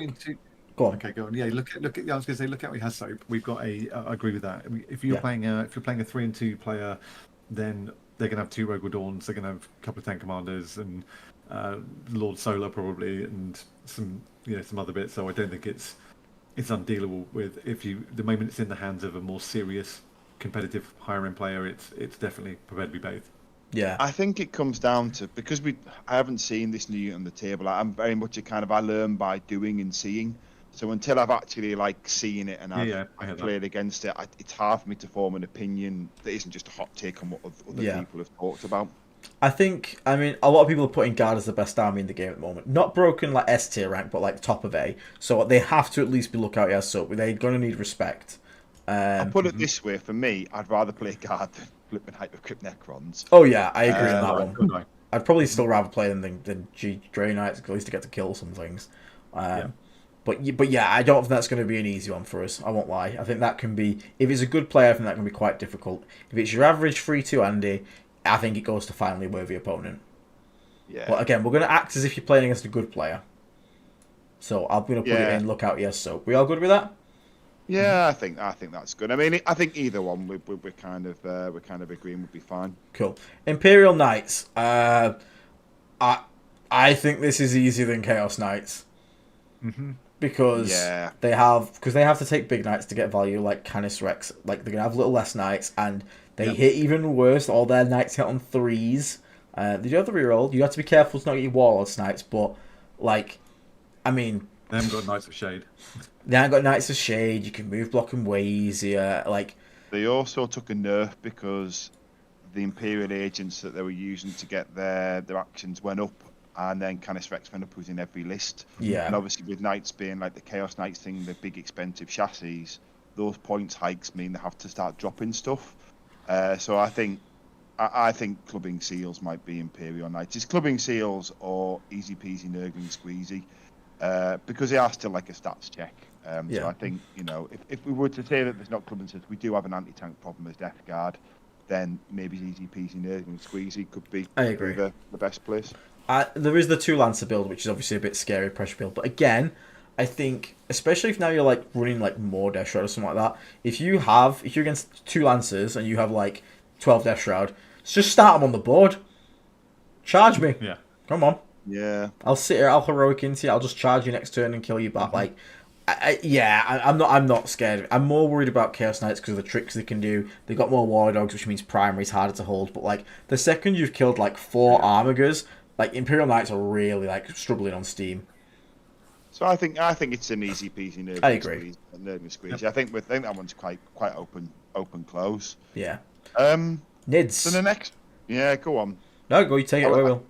I was going to say I was just going to run for a quick wee. Yeah, you go for it, mate. Before I do, I was going to say for me, Nids, I think it's look out here soap because I've fallen strapped to the battle shock thing and just gone from holding it. My whole army's just failed it in a turn. Yeah, so N5 Shadow in the Warp is still in the hands of anybody, can be a game changer. Yeah, so but I'm good. That's my opinion. I think the look out here soap, but I'm going to run for a quick week, and I'll let you guys decide where you think is obviously that's probably the better way. Yeah, personally for me, this is just worthy opponent. I feel like we have a fairly good fight into Nids. They can bring some nice monsters. We can bring some nice things. They still have problems killing stuff like Mortarion because the T-Fexes are good at it. But again, you're a 4-up invulnerable and they've got 2 shots. You pop -1 to hit. One of those shots is going to whiff. Yeah, so, I would say though that all of their monsters are very tough. And they're all. You can't take things like. I mean, not that lots of people are, but you can't take things like bring it down into them really easily because none of their models are 14 wounds, but they're T11. Yeah. So the big stuff's hard to kill. Mouse Scepters are still a pain in the butt. The T-Fex can just pick up a Predator, no problem. Pick up a Rhino. Pick up a it won't pick up Morty, all right. But and I think Shadow in the Warp, if the player's if someone's managing the primary game well and they drop that in turn 5, it can just be that one ability can be just, you can't do anything about it. Like if the game's tight and that happens, it can completely F you. Yeah, I get that. We do have Sticky though to counter it a little bit. Yeah. It's not that it stops it completely. I found Rogus massive in this matchup because having OC of stuff like Malaceptors and all that is insane. Like, yeah, and once again, I know we've talked about them loads this stream, but you run Deshard into this stuff and yeah. And also when, particularly from a UKTC perspective, everyone's having to come onto the middle at some point, and that's an easy move in charge now. Yeah, I mean, I genuinely think this is this player skill one. I think I don't think it's easy because they do have a lot of monsters which can be quite tough to kill. But I genuinely think I've been against Jurgen, I've been against Brulon and 10 Genius Sealers, and that's horrible. I just kept my Death Shroud in reserves. I was like, cool, go for it. And the second he committed to it, rapid ingress, sprayed him. I was like, cool, you're all dead. Like there is play against it. I think this one is one of those games where this playing as Tyranids feels like playing 40k. They have good stuff, you have good stuff, and the player who plays the game better is going to win. Yeah. They have a lot of different builds. They do as well. And a lot of unexplored stuff, I think, as well. I think I'd rather play them than I'd put them above. Yeah, they're around about like Demons, Chaos Knighty. I think it's a good game. It's a good game. Yeah, I think they're ahead of. I think they're ahead of Knights. You reckon? In toughness? Yeah. Yeah, okay, I'll put that one. The Orks, the boys. Oh. I'm going to go out on an immediate limb and just say Clubbing Seals. Oh, no, I don't think... The list that I play does. Maybe for you... but I know my list is extreme, so they're right. But also, we haven't seen the new Orc points in the wild yet because they're they're one of these armies that gained a lot. Like their list got like 100 points plus, and obviously, so I think based on the new points, they're a bit of an unknown to me. So I put finally a worthy opponent, but if they turned out to be Lookout He Has Soap. I mean, Lookout He Has Soap is a funny one, but with Orcs, the way the war goes, it's very much did you go first, did you go second? You know, like if you go. If you know when the war's coming and you went second, they are a much more manageable matchup. Wild tactics, just for no disrespect going on here, I play loads of Death Shroud and into Orcs play -1/-1 and then make you another -1 and just bounce it and then hit back and kill whatever's run into me. But that's I play a very extreme list of Death God on that front. But you're right, if we're taking this as an average, Clubbing Seals is probably not quite fair. But, I think it's finally worthy opponents, probably the fair, but. We need to see what these points shake out as. I mean, I think Orcs could. It wouldn't surprise me if Orcs start winning a few events. Maybe it's not winning Riot, but I think the new points are quite big. And obviously they're like us Orcs. The rest of the games come down, and they've kind of like gone up. So they've kind of had like a double buff. And I think we're going to see a lot more of them. And when we see a lot more, we see a lot more innovation as well. So I think Orks are one of those armies where I would feel like it was finally a worthy opponent. I think it's Clubbing Seals. Really? I am not scared of Orcs as Death Guard. Like, No. I mean, okay, so now don't get me wrong, there are obviously certain list builds that can be annoying, but like the secondly like you slap on like a minus weapon skill and you have brought Nurglings, like Yeah. Orc player output just drops through the roof, and Orcs can already sometimes have a bit of a problem on output, and if Orcs don't kill what they charge, if that thing remotely has decent slapback back, the Orc player dies. Okay. And you have tons of flame weapons that they don't want to deal with. Stuff like your Predators and stuff, which in normal matchups are like bad anti-tank. Against trucks and stuff, they're incredible. Like, they just blow trucks away. Because, if you don't use Nurglings right, that's just your own fault at that point. And okay, so for example, I put Typhus in the middle of the board with 6 Death Shroud, not stupid, so it's going to get shot by everything, and with minus weapon skill, Blizzard skill. As an Orc player, War Tactics, what do? How do you approach that? Because that sounds like horrible. You come up to me, I'm overwatching you. You come into combat with me, you're -2 to hit. Like, it doesn't sound fun. And if I got Nurglings nearby, you having a War Boss in there doesn't even matter because they'll count you in +1. Yeah, I don't know. I think sometimes Orcs just overkill stuff, I've found.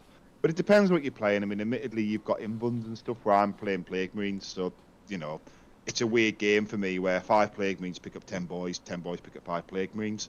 So we're kind of playing this game where even if I make the 10 boys -1 to hit, they'll often, maybe they don't pick all 5, but usually they do. So for me, I find I'm better going -1 save and making the bolters on the rhinos kill things. Yeah, I mean, I hear that. I think you should play it. If you do get a dedicated game to watch, you should play it the other way around. Because I've had multiple lots of 20 boys going into Dash Out, shooting them, then hitting them with 76 attacks, then with all the -2 to hit and everything, with 6 attacks going through, and then me just rolling 6 3-ups, and then hitting back and doing 24, re-rolling everything with exploding 6s, and just killing all 20 in a single go, and not even needing the character, and doing that 3 times across the board, and then going, okay, send the next wave. See, I play against an Orc player fairly regularly near me, and we're forgetting a bloat drone is like Orc nightmare because they don't really have reliable shooting to kill that thing. It's a pain in the ass. It has the flamers on it, and if they don't kill it on the charge after eating an Overwatch, whatever, then it just falls back and shoots them anyway. And even if they kill it, it's 90 points. Then you just kill whatever exploits itself to kill it. I just think if I'm I'm just trying to look at it from another side. If I'm an Orc player and I pull up Death Guard, I'm looking at my units and I'm like, shit. What kills what lives at all? Orcs require a lot of tempo on the game, and they obviously have the big go turn, but you can shut down the go turn with rapid ingress Overwatch. There's loads of things you can do. You save your CP to have -1 damage in the core point matters. The second that go turn is over, if it hasn't done enough, you just clap back so hard. I think it's very different. I think you guys run very, very different builds. I feel like probably finally a worthy opponent. I'm kind of with War Tactics in the sense I don't think it's like the walkover that you guys are saying, but at the same time, if they're the experiences, are you reading his comments? He's like on my whole Discord agree that this is clubbing seals for you. Oh right, okay. So I thought I just glanced. I thought you were saying, yeah, fair play. You'll put club and seals down them. It is at the moment, I think. Yeah, it's just not the matchup that they want to see, especially because we're cheap as well. That's the worst bit for them. Yep. Sisters of Battle previously would have been at least look out East Soap, possibly prepared to be bathed because it's kind of horrific. Copped some nerfs. The problem is the build they seem to be skewing to is triple X assist now. That don't seem very fun. No, it doesn't. That sounds pretty grim. Now, I don't think it's prepared to be bathed, like Necron stuff, but it's still an absurd army. It's still got tons to do, and I aware it's getting late, guys. If you guys need to go at any point, feel free. I can wrap this up. It's not an issue. So we'll finish through the factions because we've got what 1, 2, 1, 2, 3, 3. 6. I think if it is lookout, if she has soap, then I think it's probably at the top of that bit. I think still because we don't quite know what's going on with it yet. And Triple X is not fun. Yeah, Triple X. I think sisters. I think sisters still look out. Yeah. So Miracle Dice is still horrendous. Yeah. GW already know there's still a problem because they announced in the points drop they're doing something to change Miracle Dice next thing. So they know there's still a problem even after the points drops. So if GW can already see their problem, like they're probably still going to be a bit of a problem. So I still think they're an incredibly strong army, and they're up there with the Guard as like the top meta dogs, and like obviously Necrons, unfortunately. Vanilla Marines. So I'm gonna just put this in easy peasy. Where all the other Marines are. Easy peasy, nurgling squeezy. Yeah. That are exceptional Ultramarine Vanguard players out there, but we're talking about your average. We're talking average. Yeah. I mean, depending on the build, if someone was, I wouldn't be against putting it there, mate. I think easy peasy, nurgling squeezy because the Ultramarine builds are probably more like finally a worthy opponent, but we're kind of talking about Imperial Fists and Salamanders at the same time. So I think easy peasy, nurgling squeezy is a simplicity. I think that's probably the fairest place for them. Yeah, we'll give it easy peasy. Again, I mean, you guys basically said it. Like, you don't see much Vanilla Marines here, and when you do, it tends to be someone playing the favourite chapter of things like that. Again, they can be very scary, but this is an army you slap on -1 save, because not many new Marine stuff has that many invulns, and you just go to town. You outvalue them on, like, they just got nerfed on a lot of the good units as well. So you just go, I'm cheaper than you, I hit you way harder, prepare to die edition. I think that's easy peasy, no squeeze it. Now, Space Wolves, Wolf Jail is fairly dead, thank Christ. It is. We're not seeing that. I mean, I think finally a worthy opponent. I've played Space Wolves a couple of times. They've been caught up by how many other rules that they have. But my thing, For the glory of chaos. But my problem is with that is Dark Angels not a worse matchup? Like, would you rather face Dark Angels or Space Wolves? I don't know. Especially since Space Wolves are a very different army though. They're much quicker and they're trying to get on top of you in combat. But Wolf Jail's Space dead. Wolves can probably. Wolf Jail has gone, yeah.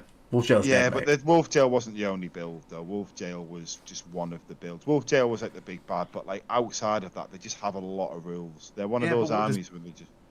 What does their melee do into our big hitting stuff? I mean, I'm not sure to be honest. I think our hit back kills them. I mean, they're killing a lot of stuff as well. Their characters are pretty good. It depends on what it is. I mean, they've still got the Gladiator Lancers and things like that as well. Like sometimes they play like gunline builds. I don't know with Space Wars. I think they're finally a worthy opponent. But I'm saying this based on the old one because I've played against Wolf Jail and I've played against builds that aren't Wolf Jail, and it's kind of hard to sort of make a call really, not knowing what the points are like. I think, finally a worthy opponent feels right to me. But if you said easy peasy, squeezy, I wouldn't disagree. I think you guys have also played against them. What do you reckon, I'm Dave? happy with it. I'm happy with it in finding a worthy opponent. I will put it finally with opponent for one reason. All these guys up here, all these other Marines, their best units are infantry. These are mounted. We don't get anti-mounted. For that sole reason, I'll put it a bit more difficult than the rest. That's a good reason. Yeah, because they've got the extra CP Dreadnought and things like that as well. Yeah, there's stuff going on in there. Right, but Tau Empire. I think these guys they've always been a natural enemy to Death Guard. It's not what we want to face. At minimum, Tau will always be lookout ES soap. Like, it is the antithesis to our army. We are slow and want to get close. They have mobility and never want you to get close. It's always like there will never be a point where this really feels like it's never going to be an easy peasy. That's for sure. Like, Tau is just the matchup I never want to see because it's hard. It's a hard matchup. It's just not. like no one likes playing as Tau anyway because engage in melee, you scaredy bitches. But Yeah, there's that mission where you only score the middle one. That's the only time I feel kind of happier against Tau because I know we have to meet in the middle to score any primary. But I mean that's like one example, and even then it's not really. I'm going to move AdMech to finally worthy opponents because it just looks a bit thingy in the middle. I'm going to put it there because I'm not going to take into the fact that you might not know what they do. If you have equal knowledge, I think that's a fair game. But Tau definitely is not. Tau definitely is not in our advantage. So Advantage for them. yeah, and yeah, they do have also 3-inch up and down in a certain attachment, which is not great. Votann is Votann. They are about as honest an army as it gets. You play against Votann, they do their thing, you do your thing. They don't have any mad tricks. They can token some things.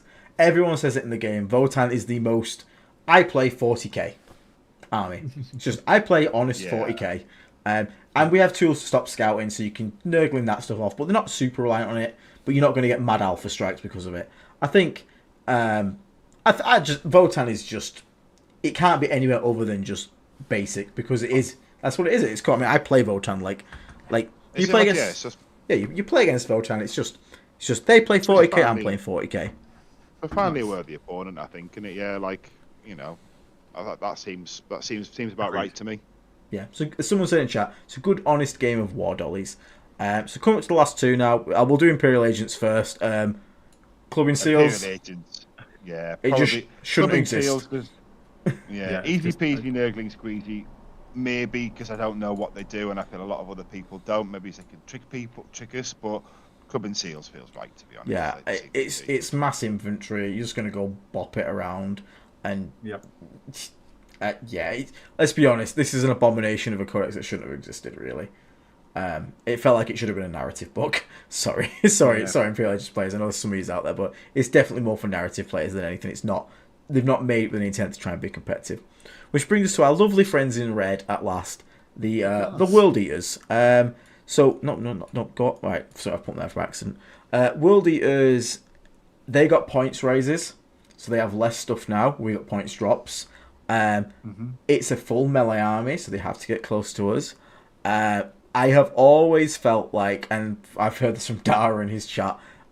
It's kind of got the Orc situation, not as bad as Orcs, but they don't want to see us. Yeah, I think. I mean, with the exception of Anthony Manila, maybe the odd outlier there. I feel like World Eaters, we've got all the tools to play against them. Yeah. Don't get me wrong. Games. It's one of them games where things go. If you bounce, things can go sideways. But I think finally a worthy opponent or easy peasy, nurgling squeezy. It's one of the two for me. I'm going to put them easy peasy because I think it's probably in there. Yeah, just because they don't have fly like Blood Angels do, so you can screen and like scouting cultists and stuff like that. But the main thing really is that they just don't have guns. Like we've got flamers and gun and melee, so and fight first, and we're cheaper than them.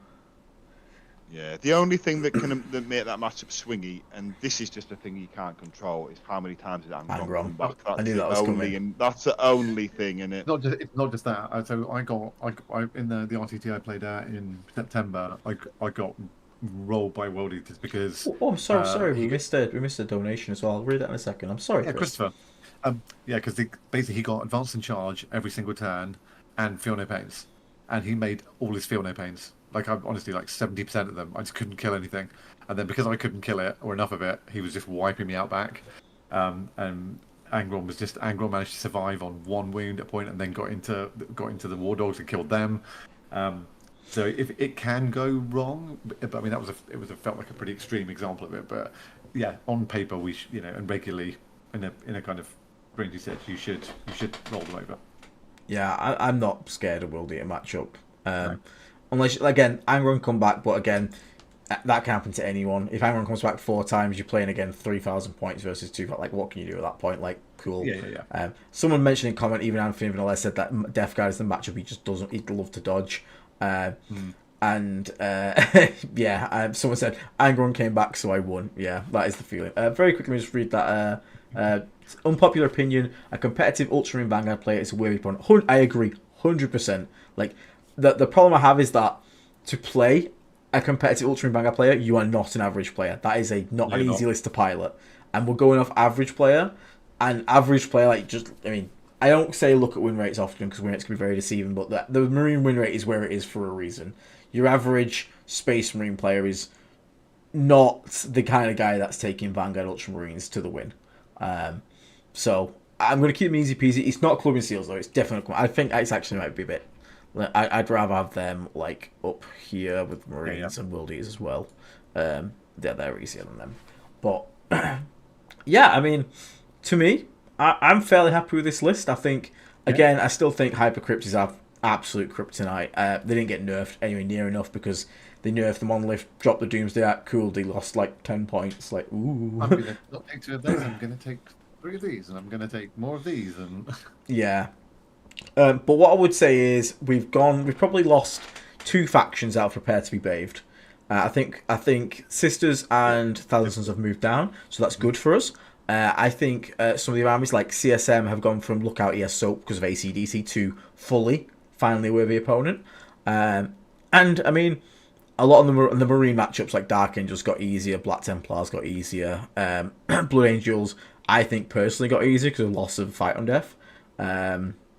But I mean, I think we need to see with Blood Angels. I think we're waiting for the new Codex, and Drukhari got easier as well when we're doing that there as well. But I think overall, I think Death Guard are in a pretty happy state. I think you can be excited, and I think the good thing is you can fight up into all of these maybe the Hypercrypt Monolith build. That's just such a hill to overcome. But the rest of them, I genuinely think you can fight, you can punch up. I don't think Lookout ES Soap is unwinnable in any mention of the word. Nor, don't get me wrong, a good Orc player will thrash you if you play lazy. But I think in general, we're in a really nice spot in the middle of all this at the moment. And I think it's a good time to be getting out your Death Guard and playing because we have some cracking matchups. And I think this is a good place. Just going to have a lot of fun with it. What do you guys think overall? No, I agree. Go. No, I'm sorry. I agree. Yeah, I second what you said there, Aidan. I think the game has come down and we've kind of gone up a little bit. Particular builds have gone up rather than the faction as a whole. But I think we're in a good spot, and I think the game's in a good spot. I mean, as we said, I wish I'd done a bit more to Hypercrypt. Agreed. Grey Knights are kept in check by other factions, admittedly. But yeah, I mean, I think on a whole, things are good. Awesome. I was going to say, same as you guys, but I was going to say for anyone who's tuning in and jumped to the end of our list, see what we've put up here. What we just clarify, what we're talking about is kind of average players versus average players in a mix. We're not saying that any great player with any one of these lists couldn't just take it from the bottom to the top. So just wanted to make that point clear. But yeah, I think this is it's really interesting, and as people have said in the chat, I think Christopher said pure Death Guard is 100% better than it was. I think we've got play into a much wider spectrum across the faction list now, and I think events are going to be interesting. I think the win rate should go up across the board. Yeah, I think Death Guard should be. I mean, it might dip because I think a lot of people are jumping. We saw it this week. We went down in win rate, but I think it's because a lot of people are jumping to Death Guard because they think, oh, that's the new powerful Chaos faction. But like, they're actually realizing that Death Guard may look simple. It is not actually that easy to play. It is. You have to have the reps. Because what they do is they look at it and they're like, oh, I haven't got a 3-inch deep strike. Oh, I haven't got advance and charge. Oh, I haven't got. But yeah. Yeah. I think we still don't have some tricks that other armies do, but I think, like you said about Votann, we're playing a very honest game. We play a very honest game at the moment. I think we're in a good spot, but I'm going to jump off there, guys. I'm going to go. Okay, yes, no worries, man. It's dinner time for me. Yeah. Dude, crack on. Yeah, go get food. But remember to like, subscribe, and I'm sure these guys will tell you about all the other bits. But yeah, great to be on stream, guys. I say we look forward to catching up with you next time. See you and buddy. Catch you later. See you later on, guys. Cheers. Bye. We won't be on for too much longer, probably. Either will be Dave. We've just got we've got a couple of bits to go off, but we have that is our tier list. If you're only interested in the tier list, I'll have to sort Dave's camera again. Dave, take over. If you're only interested in the tier list, feel free to hop off. But if you want to stay around, we've got another little special surprise at the end once the stream rolls up as well. So stay tuned for that if you are interested in that. But yeah, what else we got to talk about, Dave?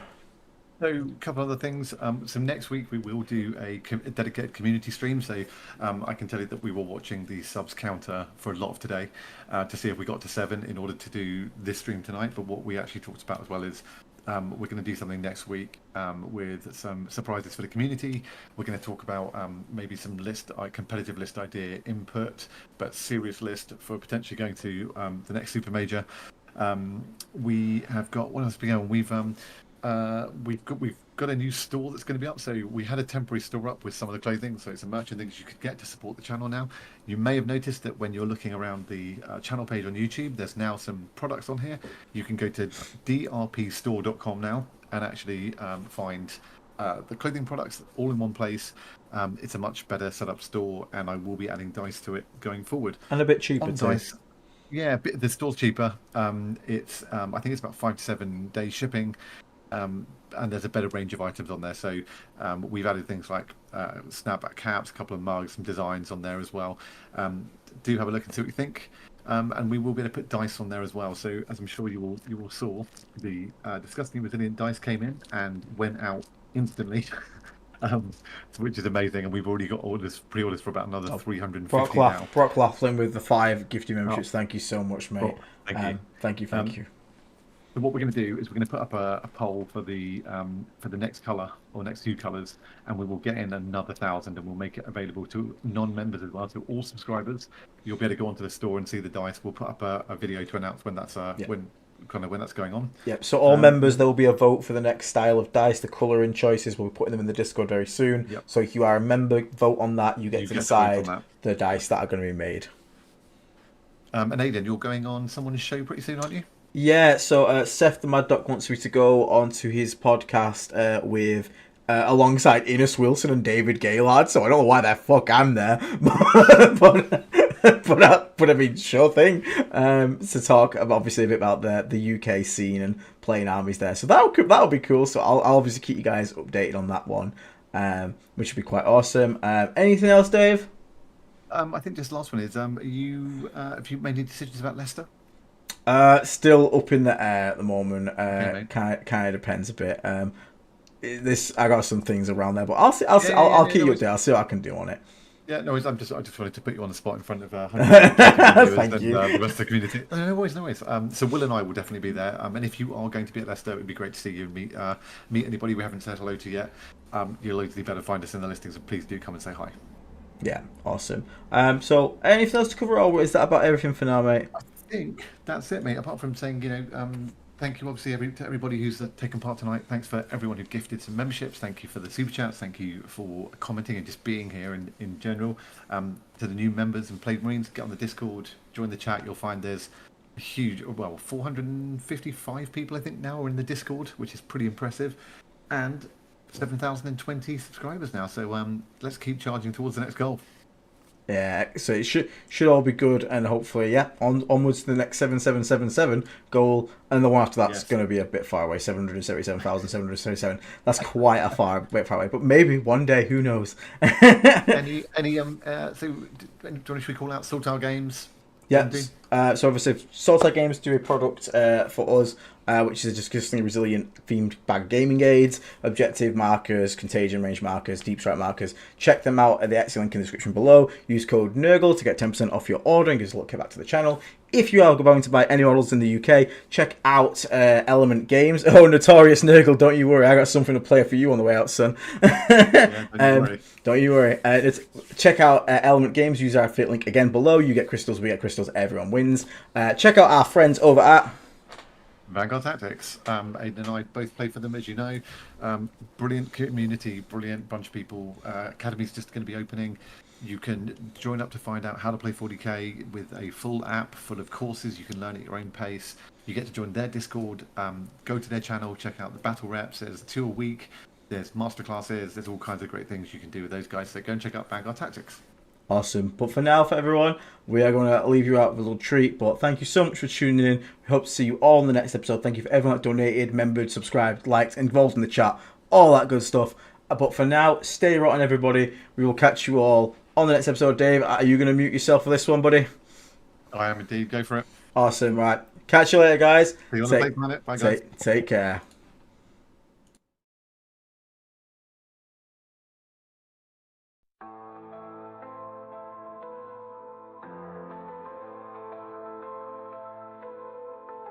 In the shadow of decay I rise, Typhus the herald beneath poison skies.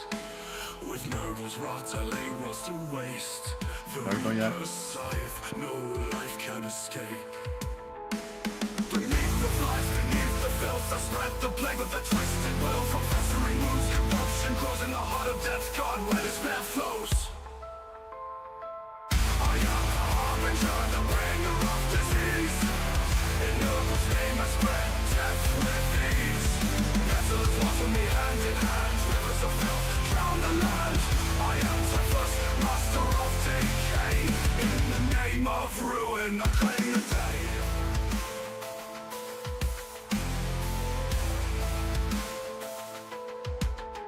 The Imperial light crumbles to dust. Wherever I tread, rot consumes the just. Space hulks reek of a foul rebirth. Carriers of plague across the cursed earth. Beneath the flies, beneath the filth, I spread the plague with a twisted will. From festering wounds, corruption grows in the heart of death. God, where despair flows. I am the harbinger, the bringer of disease. In Nurgle's name I spread death with ease. Petals water me hand in hand, rivers of filth drown the land. I am Typhus, master of decay.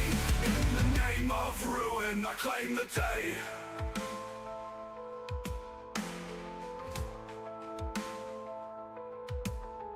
The Imperium's light crumbles to dust.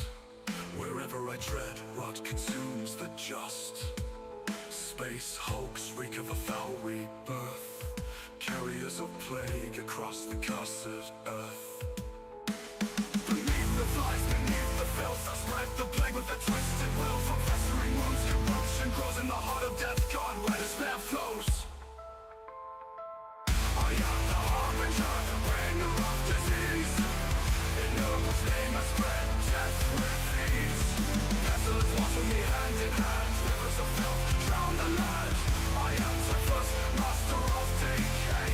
In the name of ruin I claim the day. Language howl, the galaxy falls. Vigilant tides, new light is born.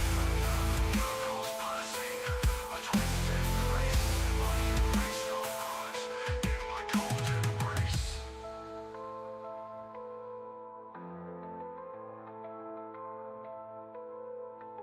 Fear the plague fleet, fear the end. No salvation, no let to defend.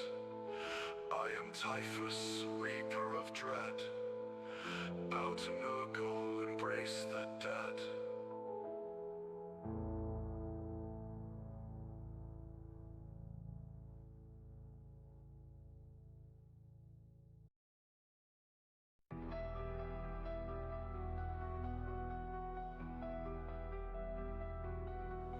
From the depths of rot and decay they rise. The death god marches on the sickened skies. With boils and blight they spread the pain. In Nurgle's name disease will reign. Votann ruin, pestilence flows. With every breath the plague wind blows. Embrace the rot, let flesh decay. The death god comes, none can stay.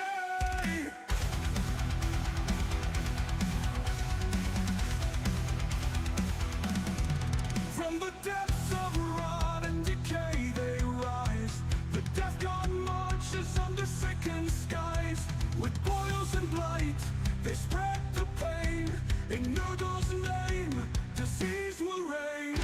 Rot and ruin, pestilence flows. With every breath the plague wind blows. Embrace the rot, let flesh decay. The death god comes, none can stay.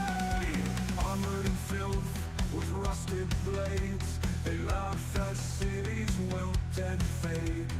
Where they tread, no life remains, just hollow corpses, plague remains.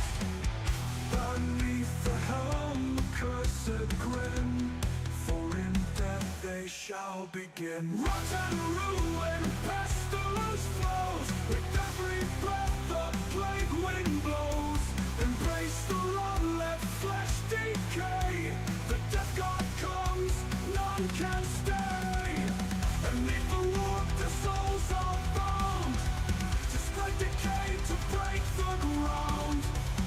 Nobles gifts a putrid stain. A future where only disease remains.